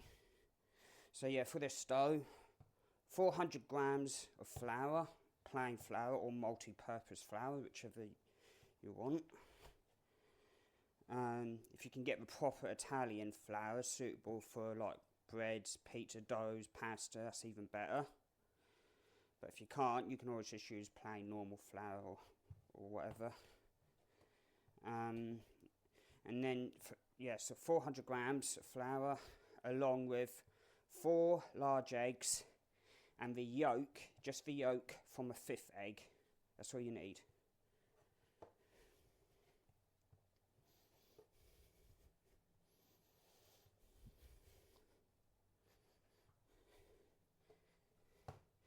And because I'm making lasagna sheets, you don't need one of them pasta machines, you know, where you reel it through. You don't need one of them if you're making lasagna sheets.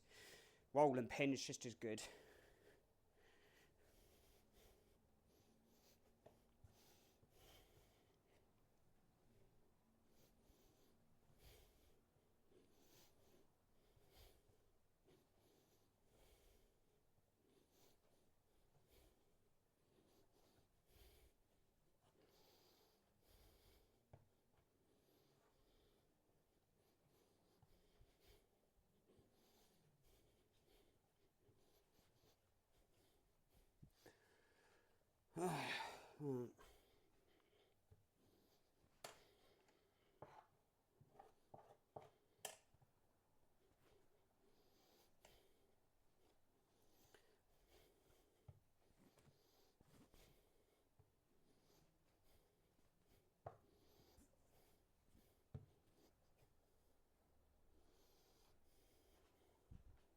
What, tits?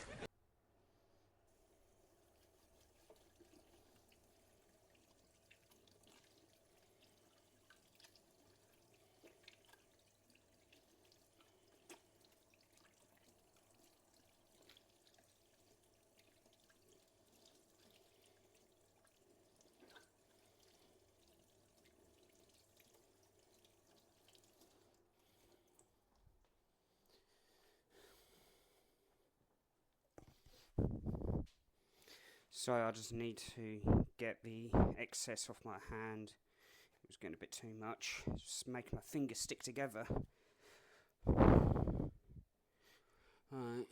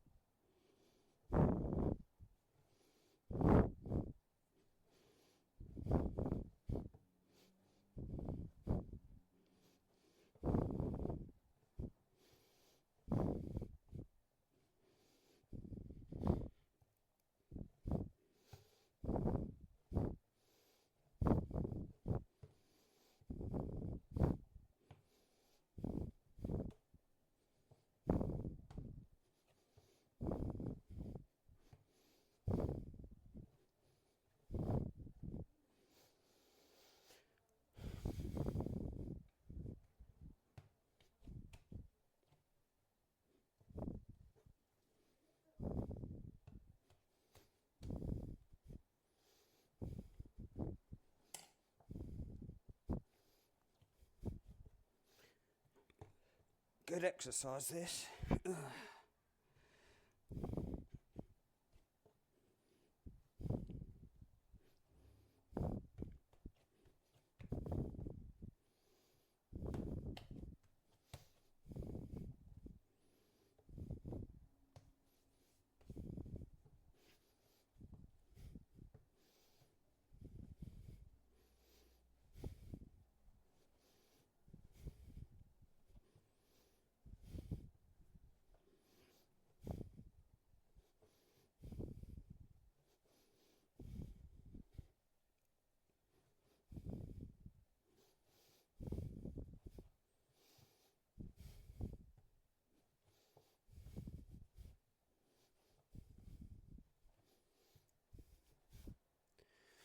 Alright.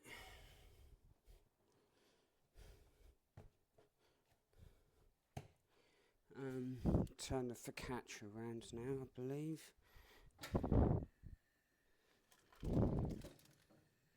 No, a couple of more minutes and then we'll turn it round.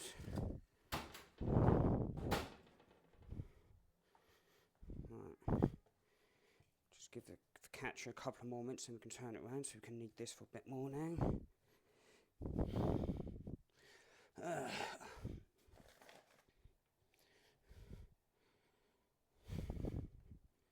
Well, this is good. How's your day going? What's that, a new speaker, is it? Oh no, it's Nathan. I don't know what's going on. Right. Thought we had a new chatter appear then.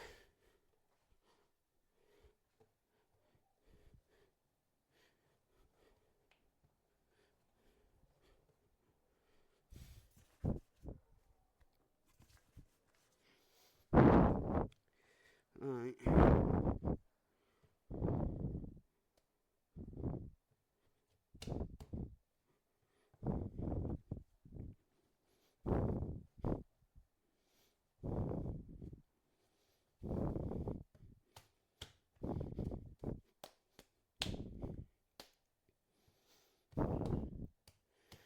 Right, cling film now. And then what we need to do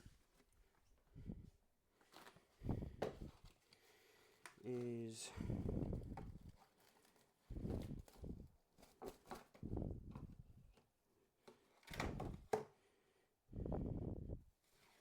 get it in the cling film.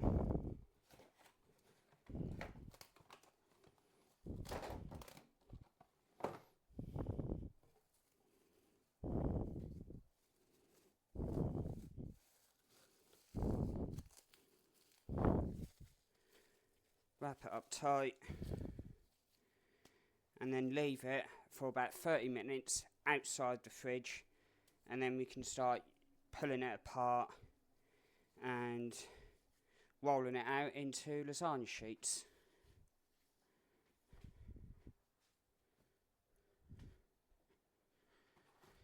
Now we've got to clean up the mess that's on the side here. So excuse me while I just get on with this.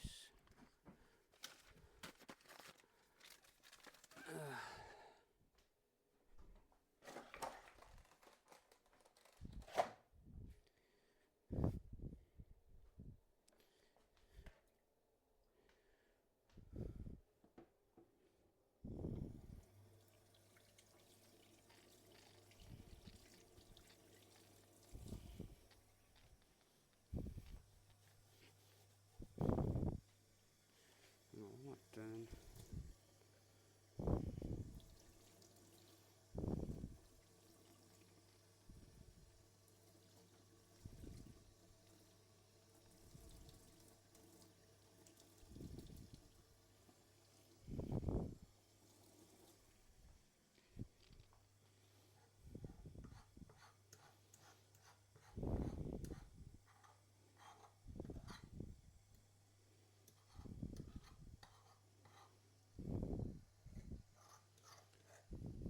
Great way to clean up any egg that's on this. Just get a warm fork and just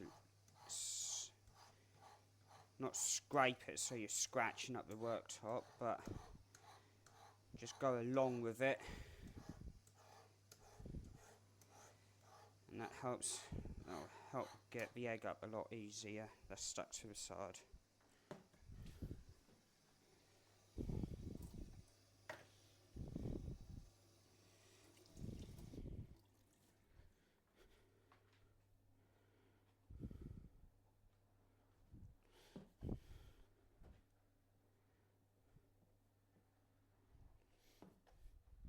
Oh yeah, I forgot. Just remembered.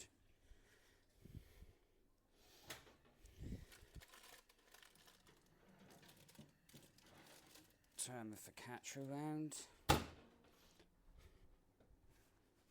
Right. Getting the flour off. Right.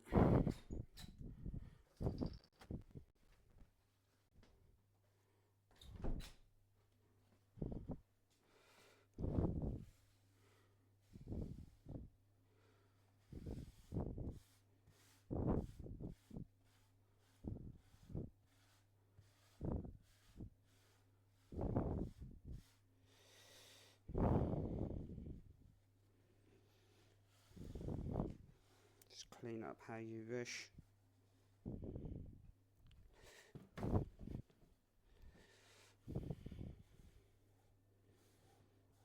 Right.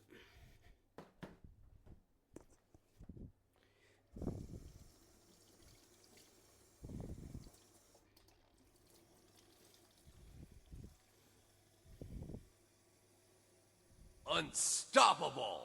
You move like a jaguar! Hey Jag, welcome in. How are you?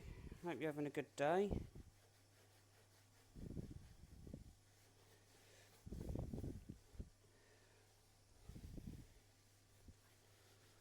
Pasta didn't start off as well as I wanted it to. For one time, I didn't want it to fuck up, and it fucked up. But I managed to save it. So that's a good thing. So I didn't waste any ingredients.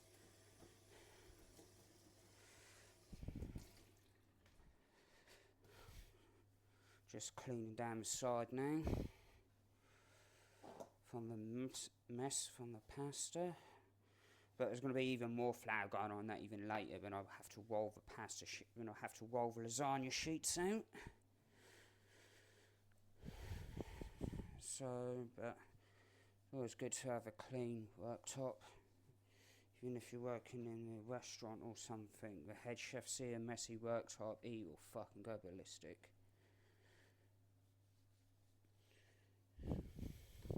Head chef always insists that everybody has a clean workstation, whatever they're doing in the kitchen.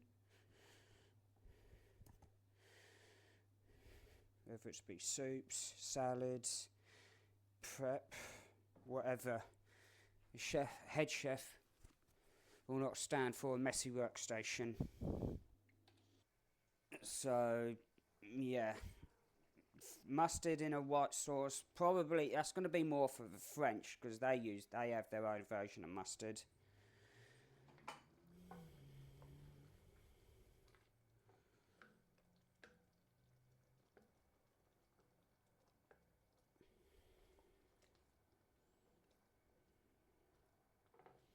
Still needs reducing down a bit. That's coming along really nice now, but still needs reducing down.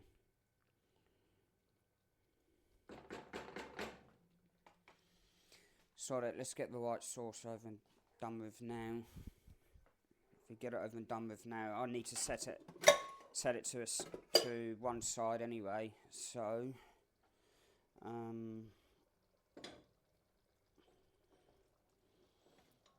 use the back one there. Actually, we'll use the front one. Scales, right.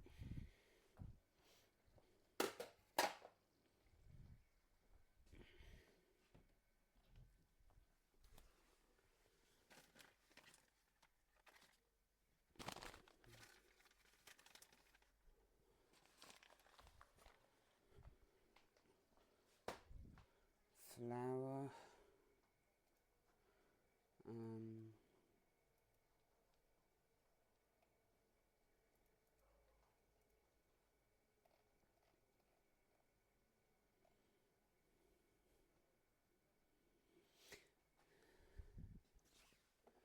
Right, flour, salt and pepper, nutmeg, butter, milk.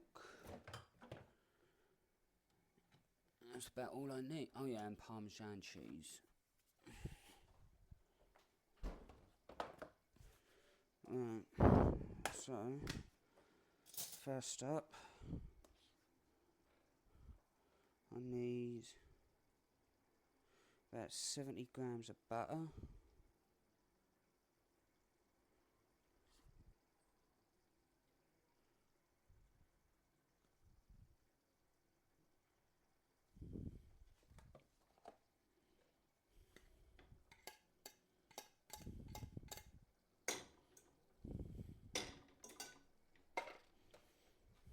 Right, 70 grams of butter and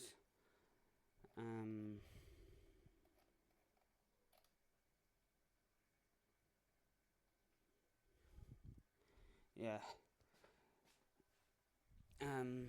Sorry, I was just checking the pasta. Right, butter in the pan. Right. Sorry, I was just checking to see what was going on in chat.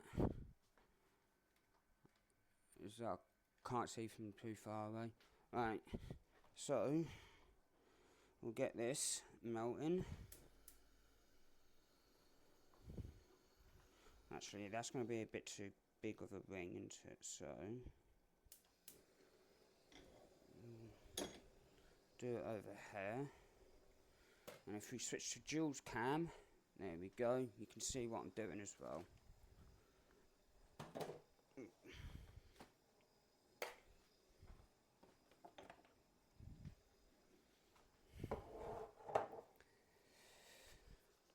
Right. Funky cheese grater.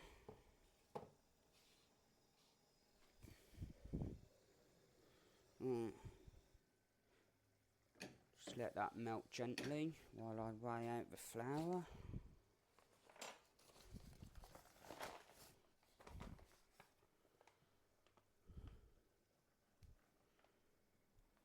Yep, there we go.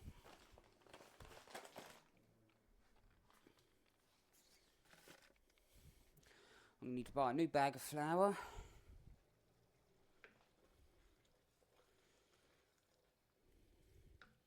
Perfect timing in doing the bechamel sauce now, because I would say this is near enough exactly where we need it to be. Near enough. Whisk. Right.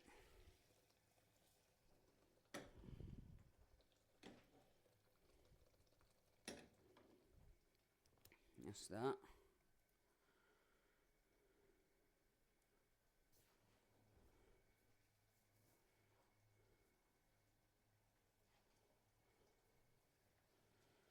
Right.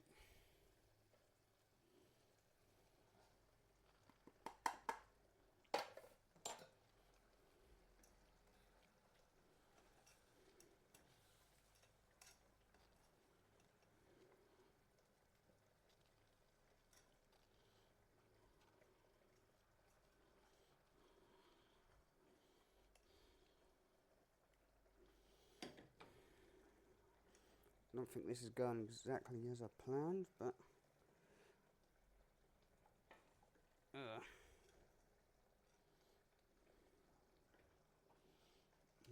just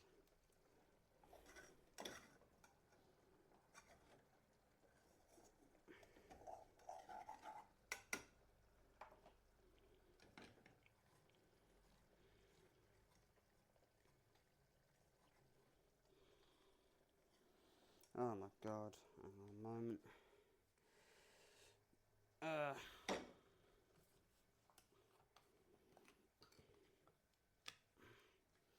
Oh my god! All the time for it to fuck up, why now? Right.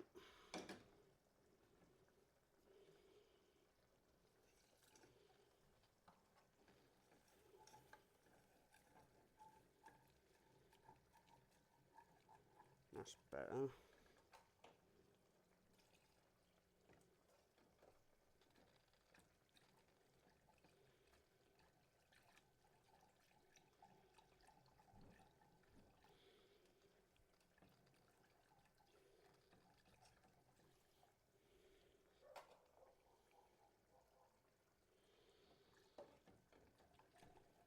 What's going on in chat?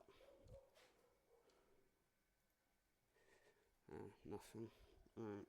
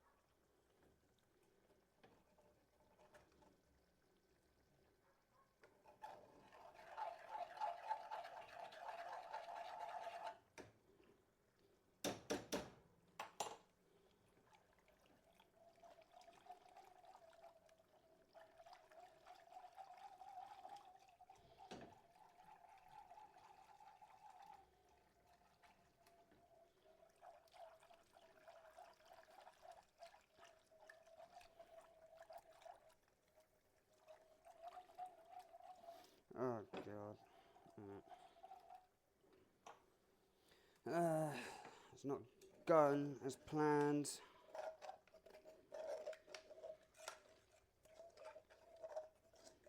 So I'm gonna have to.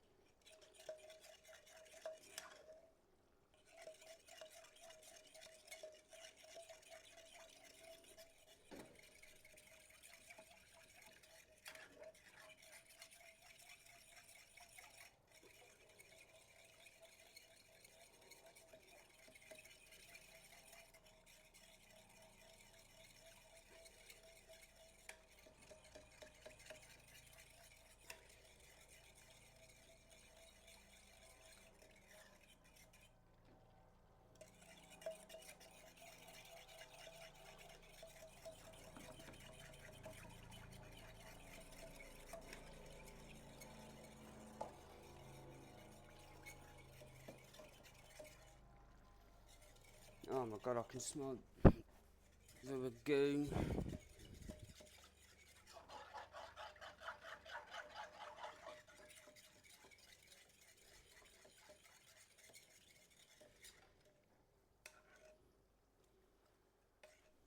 Oh, what the hell?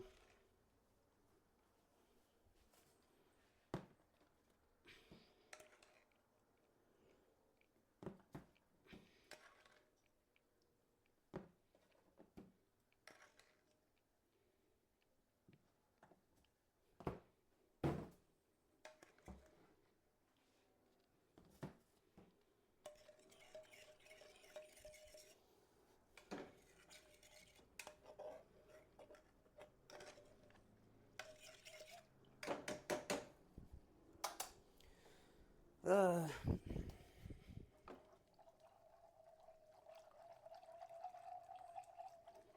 Nothing is going as planned.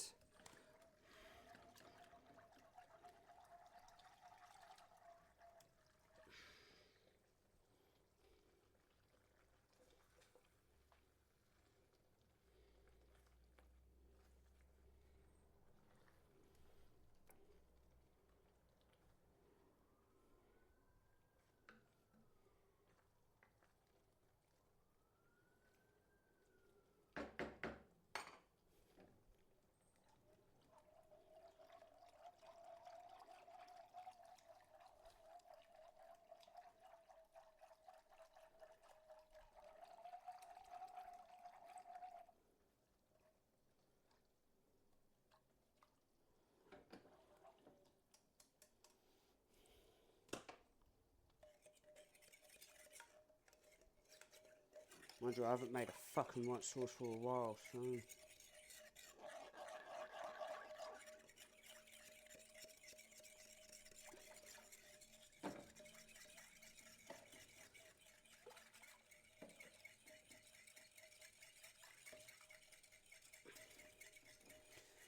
Not going exactly how I wanted it to, but.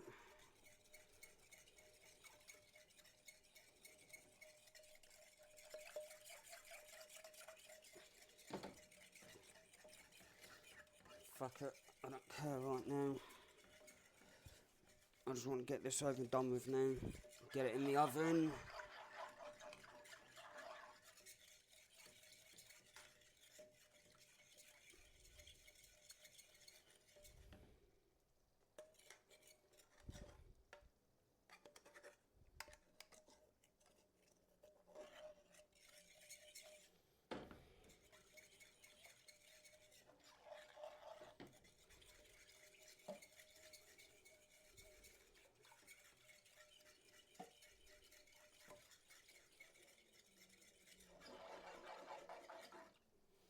Right. Let's get the Parmesan cheese grated up now, because that's got to go in.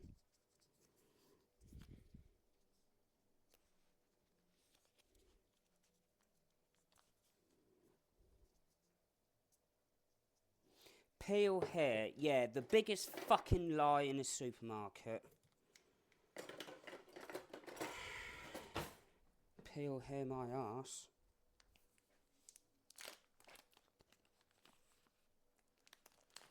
Right.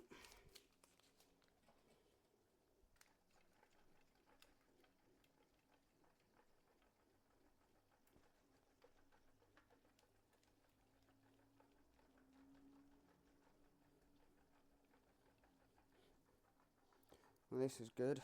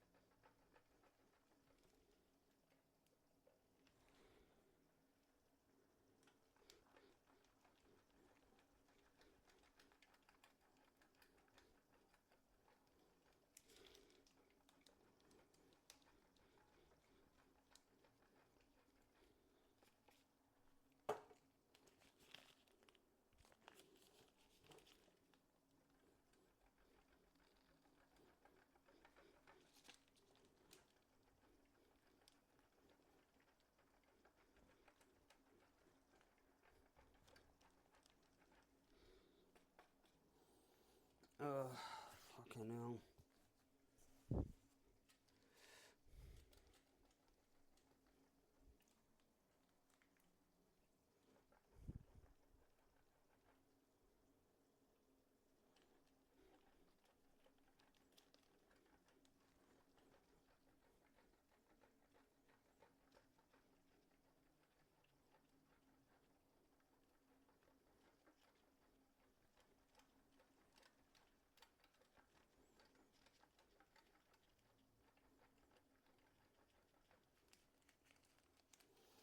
Right.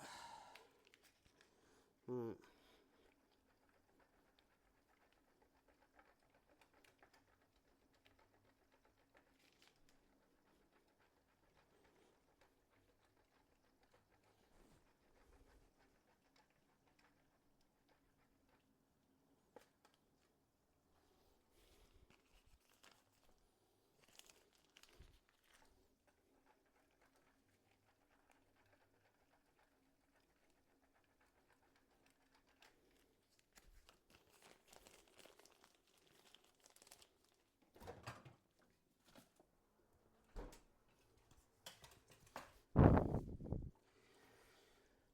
Alright.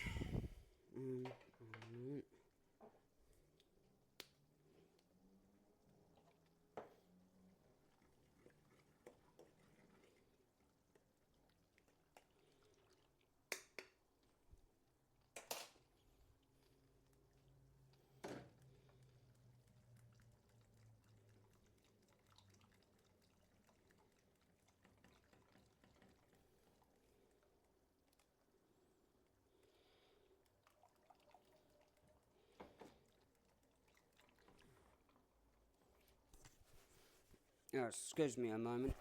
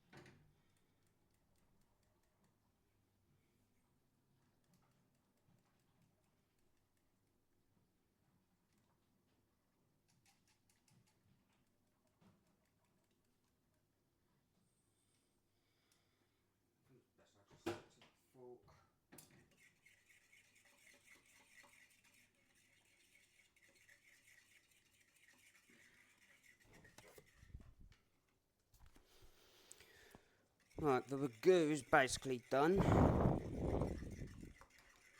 Just switch that off for a moment.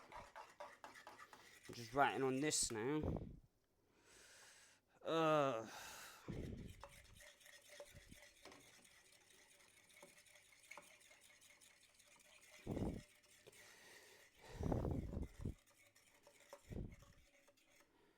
Meanwhile, I'm over there nuking my mini tacos in the microwave. Oh, God.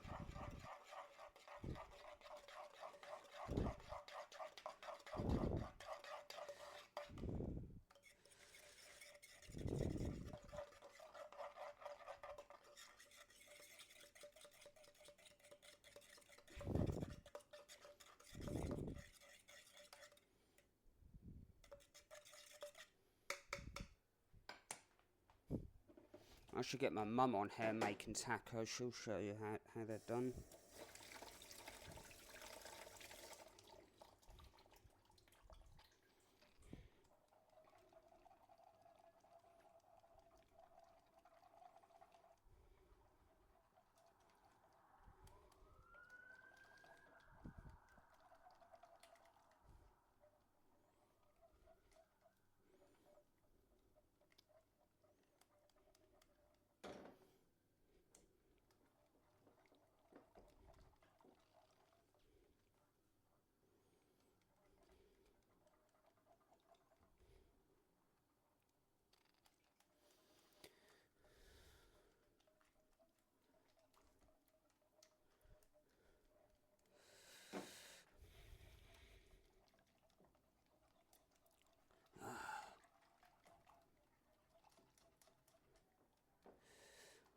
Looks like I haven't made a white sauce for freaking ages.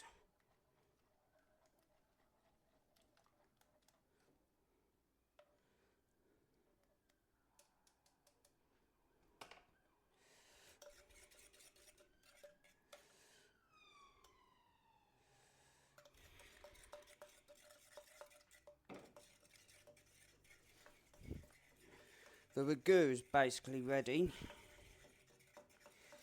Just waiting on with this now, and then I just got to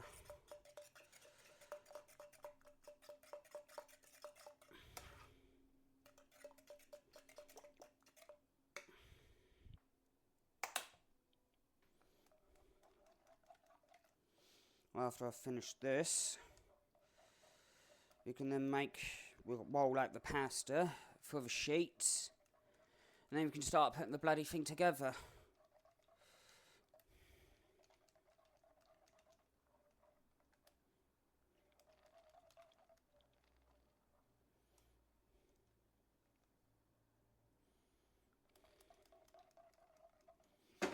No.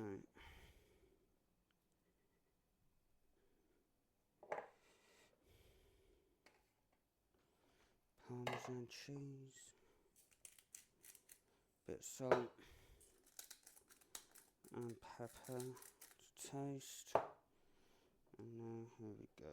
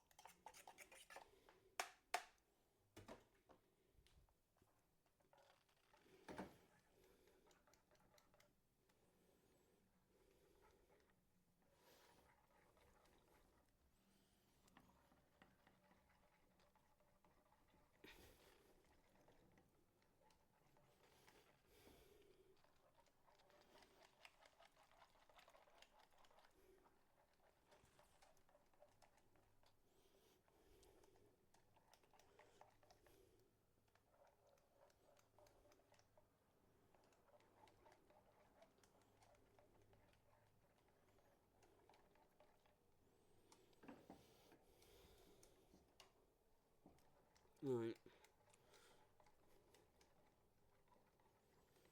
That's right. I've managed to salvage this before it became a disaster.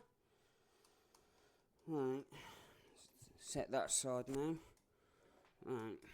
Now for the construction of the fucking lasagna now. After I've rolled out some pasta. So here we go with that.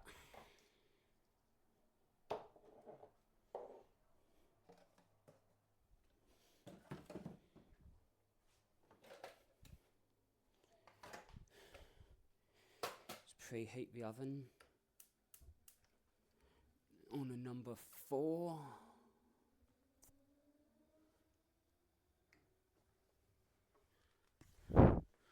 Right, scales I don't need now. Right.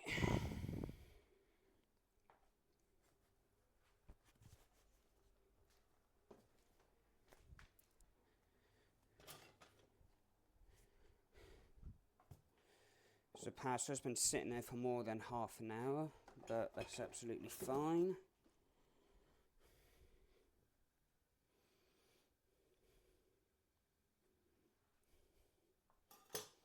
What we need now is the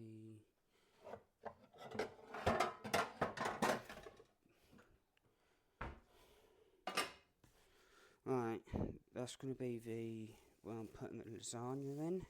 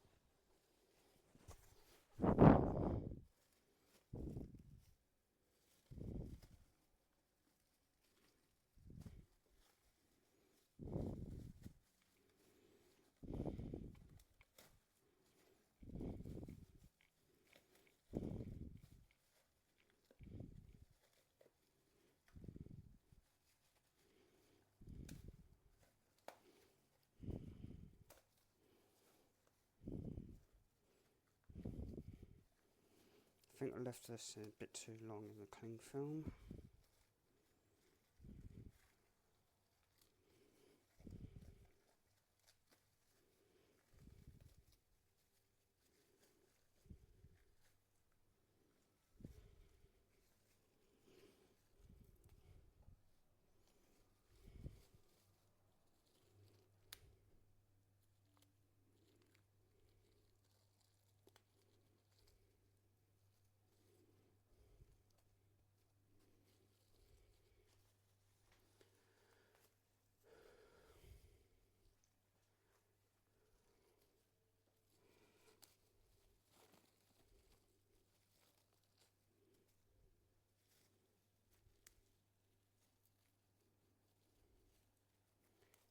I think my bot needs to learn some manners.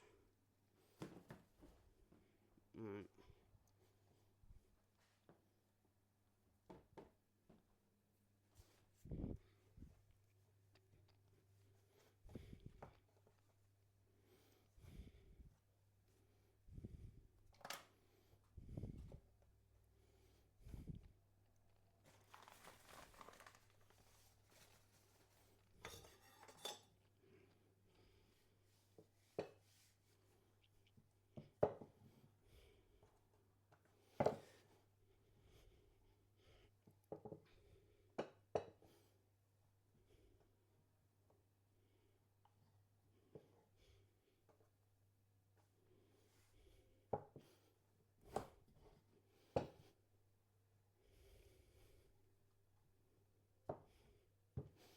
Yeah, I don't think I used enough for this. done.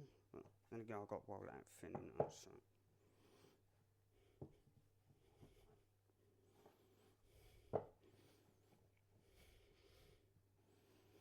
And even if it makes just part of one side, that'll do.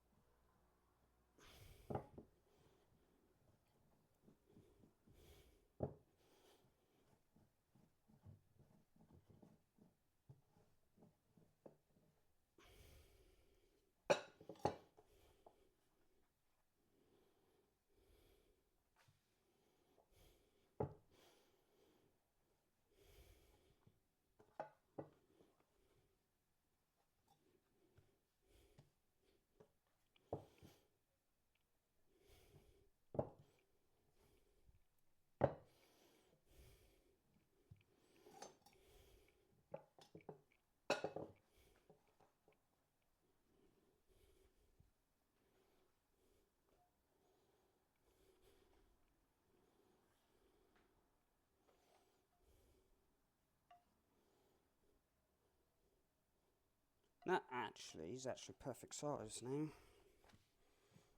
Just needs rolling out this way a bit more.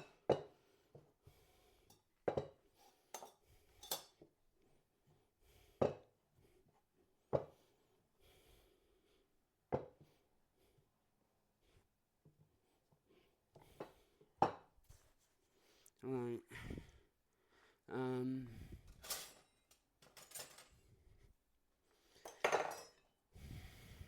There we go for moment of truth now.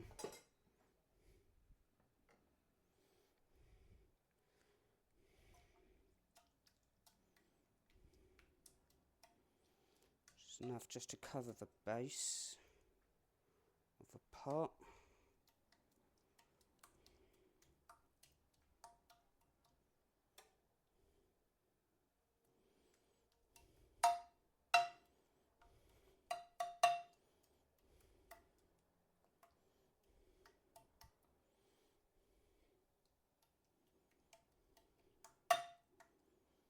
Right.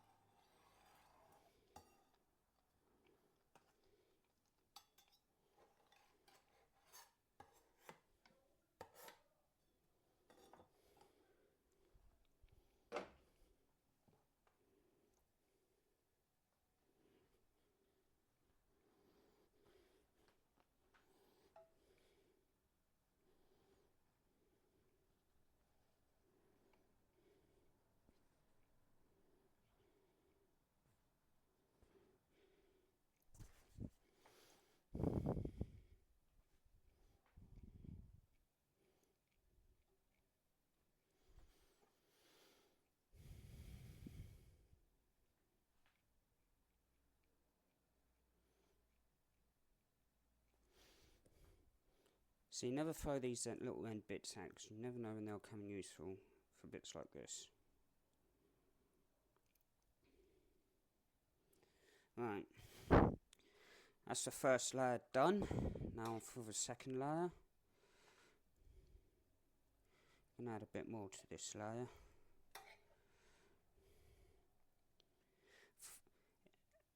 Here's a little thing you can do. You can make this ragu up from scratch in advance and you can leave it in the freezer and get it out when you want to cook it. And then all you got to do is just reheat it. And I know I said that it's about reheating and that, but at least if you reheat something that you've made up, you know exactly what's gone in it. If you buy a jar of sauce, you don't know. All you got to go on is what the ingredient says is in it.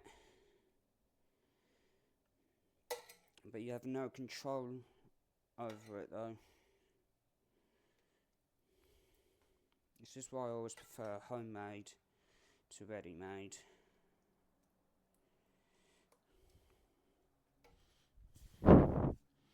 Right, now more of a sauce.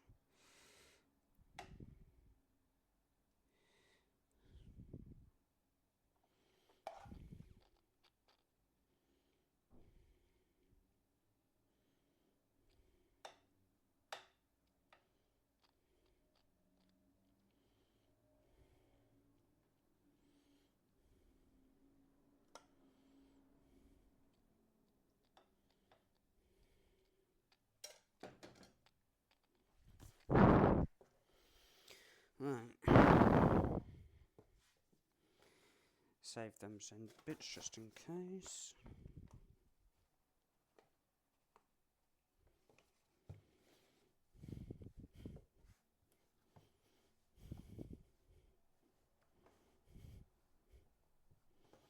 Right.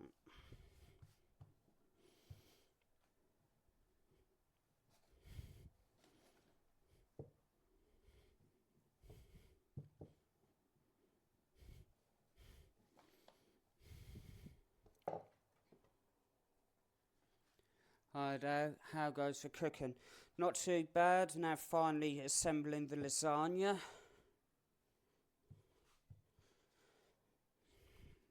The bechamel sauce, or the white sauce, that almost became a disaster.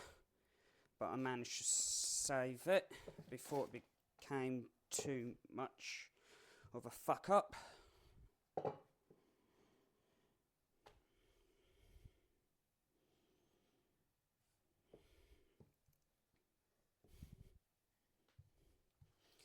How are you doing? Sleepless? Welcome in, by the way. Hope you're having a good Saturday.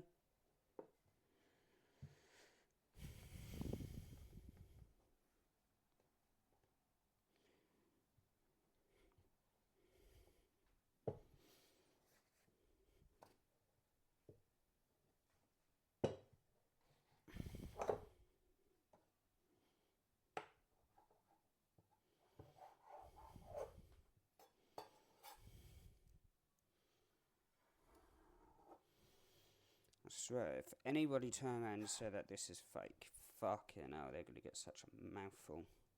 I don't think I'm the only one who'll give them a bollocking either.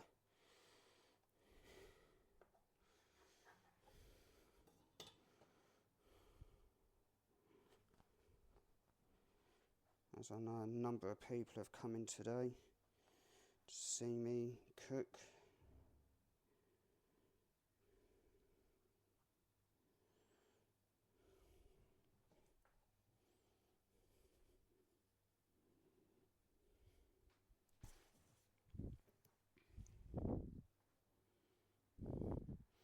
Oh, look at that, it's like a little jigsaw, isn't it?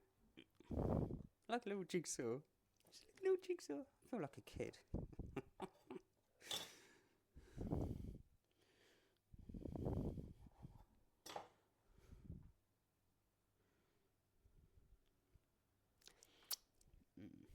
Shouldn't have done that, but never mind.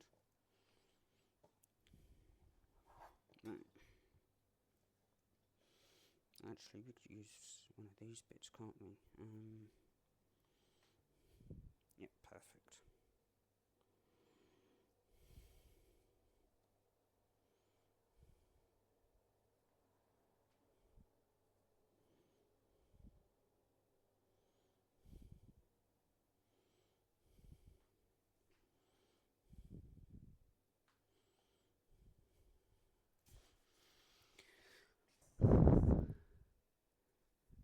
Just gave the customer $20 and change and pennies.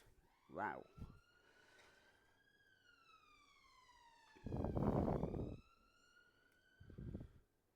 nice.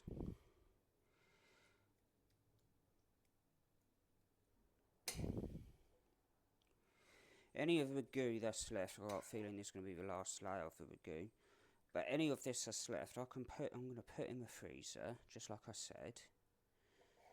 And then, when I want to create a smaller one, I've got this ragu here, and all I have to do then is just make up the sauce, the bechamel sauce, to go with it. As if there was any ragu left, which may not be, but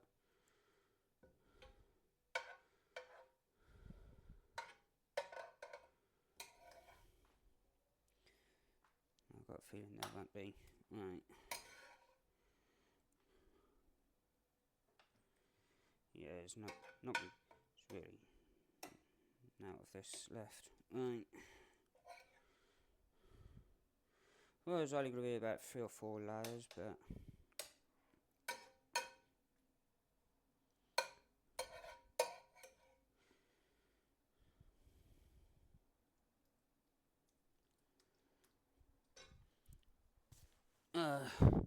it's the end result we want. I know it's the end result a lot of you are looking forward to seeing.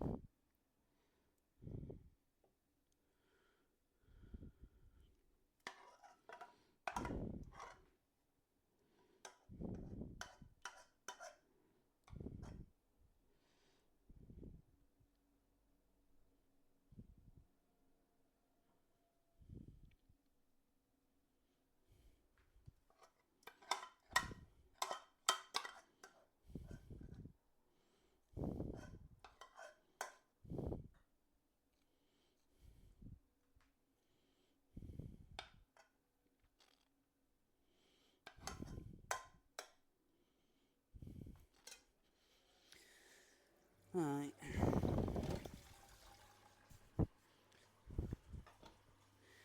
Right, just one more layer of pasta to do.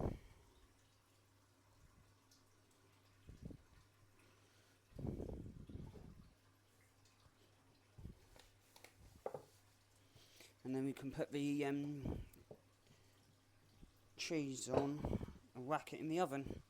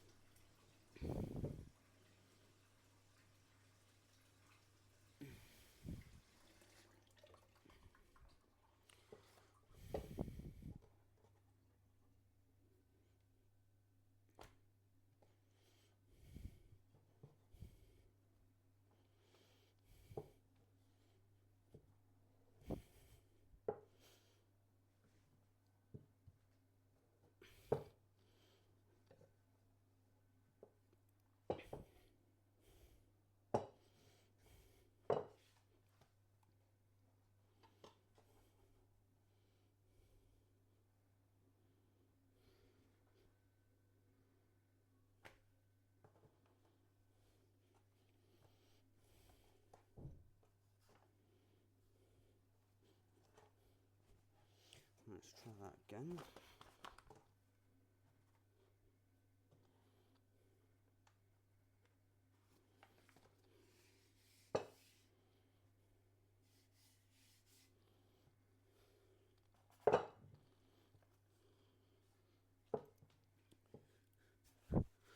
Right.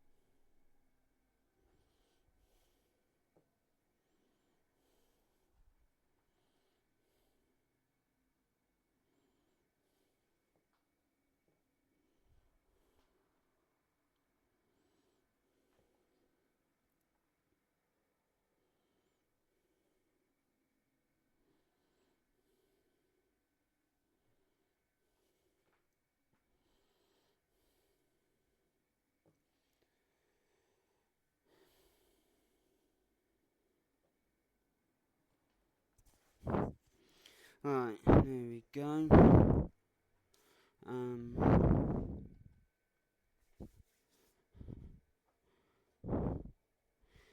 Here is the lasagna. I just got to put the cheese on it, and then they're good to go.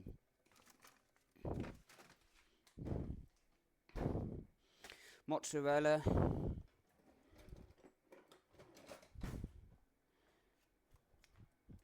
First up, wash my hands. Again.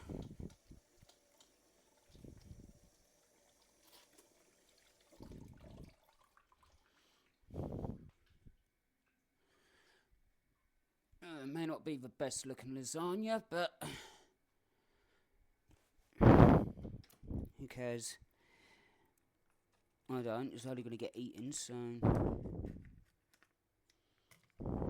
Right. What we can do here, just break bits off this mozzarella ball, put it around the place. Just tear bits off, just put it wherever. Doesn't really matter where.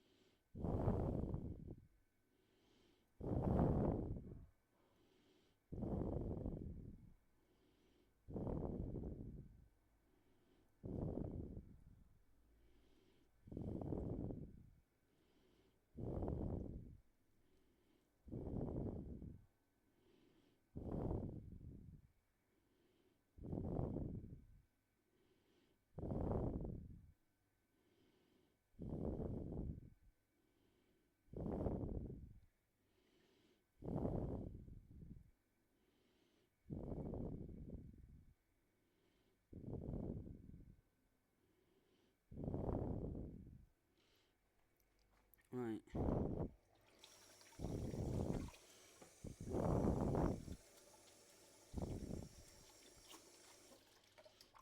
And lastly, we've got some grated mozzarella as well to put on top of it.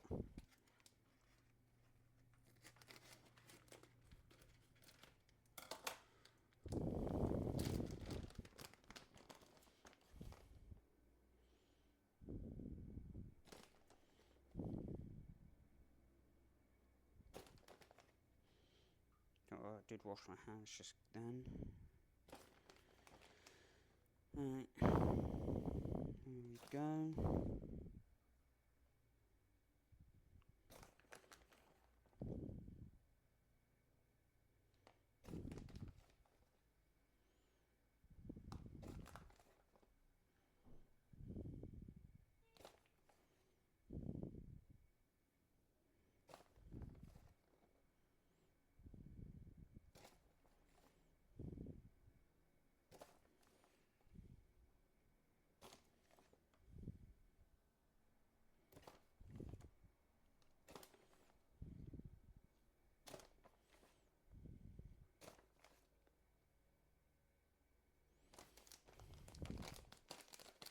Look at that. Right.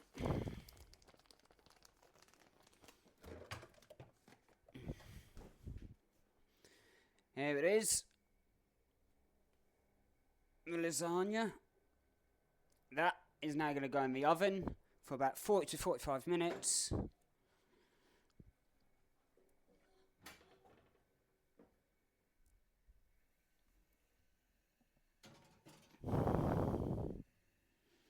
There we go, in the oven it goes. Right. Right. It's been in there for about 45 minutes now. So, let's get this out and take a look at it, shall we? It's time for the moment of truth.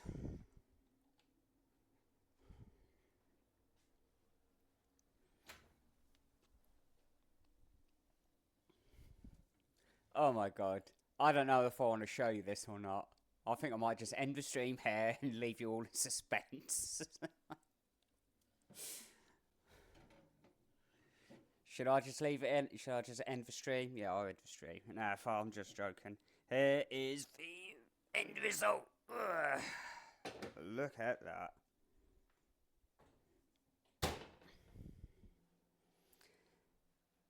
The cheese is definitely gone.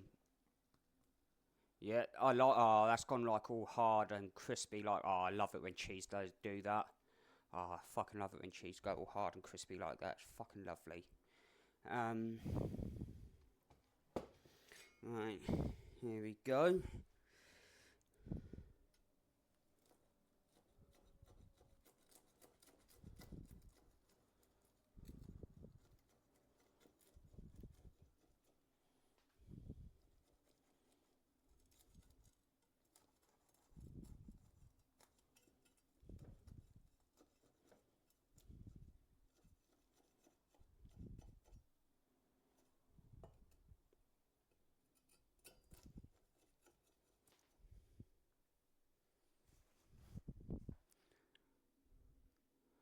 Fucking lovely that is. We want to see.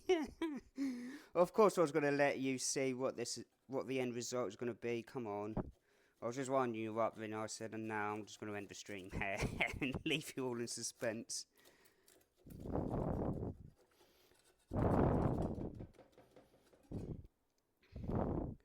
But yeah, when the cheese on top go crispy, all round the edges.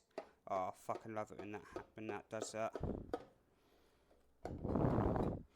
The burnt bits on the lasagna, oh my god, they are that is basically one of the best bits about lasagna.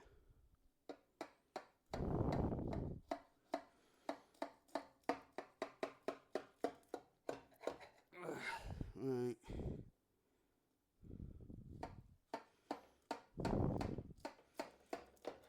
Not the perfect cutting, I know, but I don't care.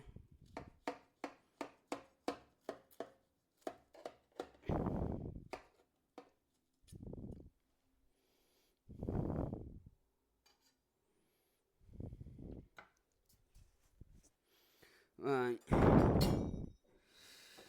Oh boy, here we go.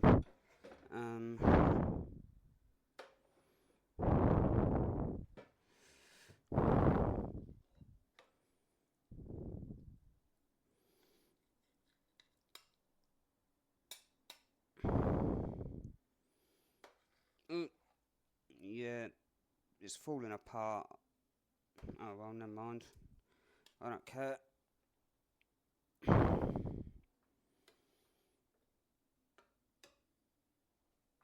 Maybe I should have just let it set for a few moments, you know.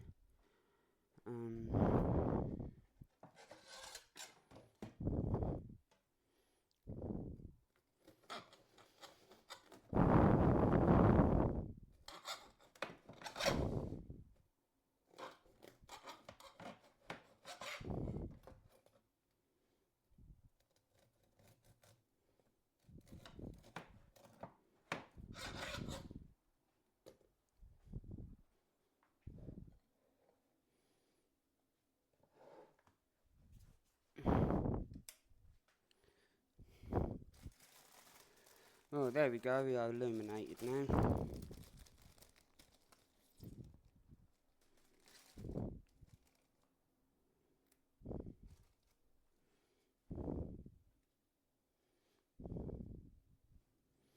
Okay, not the best, but there it is. My homemade lasagna.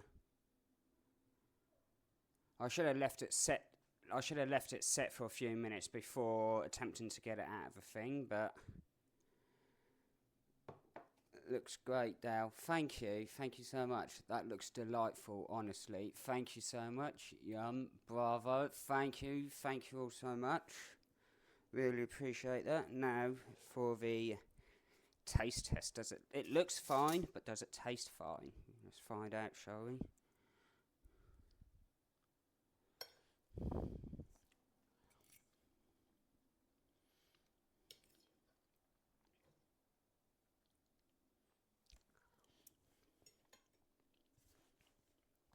Oh my god. So you cook homemade lasagna, and then when you'll never go back to a frozen one after that. But yep, that is really fucking nice. Right, my focaccia bread. Let's put some of this into the focaccia bread and try it with that.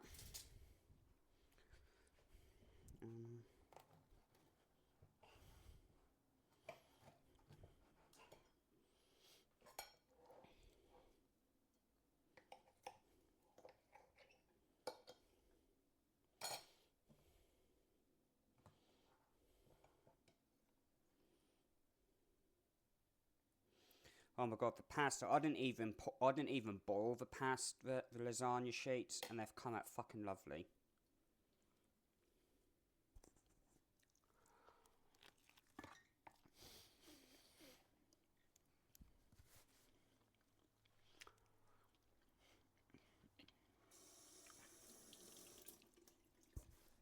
Oh my god, that is really nice. That is really, really nice. But yeah, that's me lasagna with focaccia bread as well. Gordon Ramsay approves. No, no. I want to. But yeah, that is the homemade lasagna. And anybody who's been here from the start would know that this is homemade. So if anybody say different, you're there otherwise. Right. So what I'm gonna do now, I'm gonna end it here because I want to sit down and eat this while it's still warm. So I'm gonna catch you all later. I'll no doubt see you in one of the Tomb Raider races later. What's the time now? 6:20. So I'll probably see you in just over an hour in one of the Tomb Raider streams. I don't know who's racing next, but I'll soon find out later. So thank you all for being here. Thank you for the compliments on saying how beautiful this looks. Really appreciate it. If you want to know how I made it, all the ingredients and the measurements and all that, you could always just play this VOD back. It will be up until Twitch take it off, but I'm going to download it and put it onto a separate YouTube channel, which I'll have just for food only. So thank you all for being here. Thank yous. Who we got to thank? Oh yeah, Nico. Thank you for gifting 2 subs, and also thank you for subscription as well. Jackie the Backy T, is it? Thank you for the follow, much appreciated. And yeah, thank you everyone for being here today. I really, really appreciate it. I love you all. There we go. Love you all, and I shall catch you all one day next week. Until then, take care. Bye.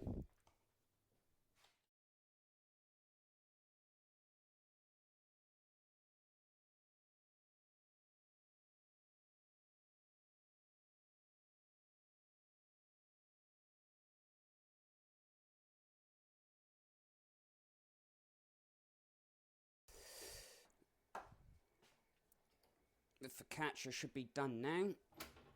Oh yes, yeah, and it's looking nice.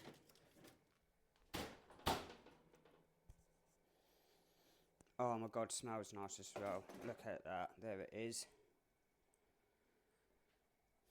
That's the focaccia. I just need to get a wire rack out for it now. One of these so it can rest on it and cool all underneath as well. So let's move this over.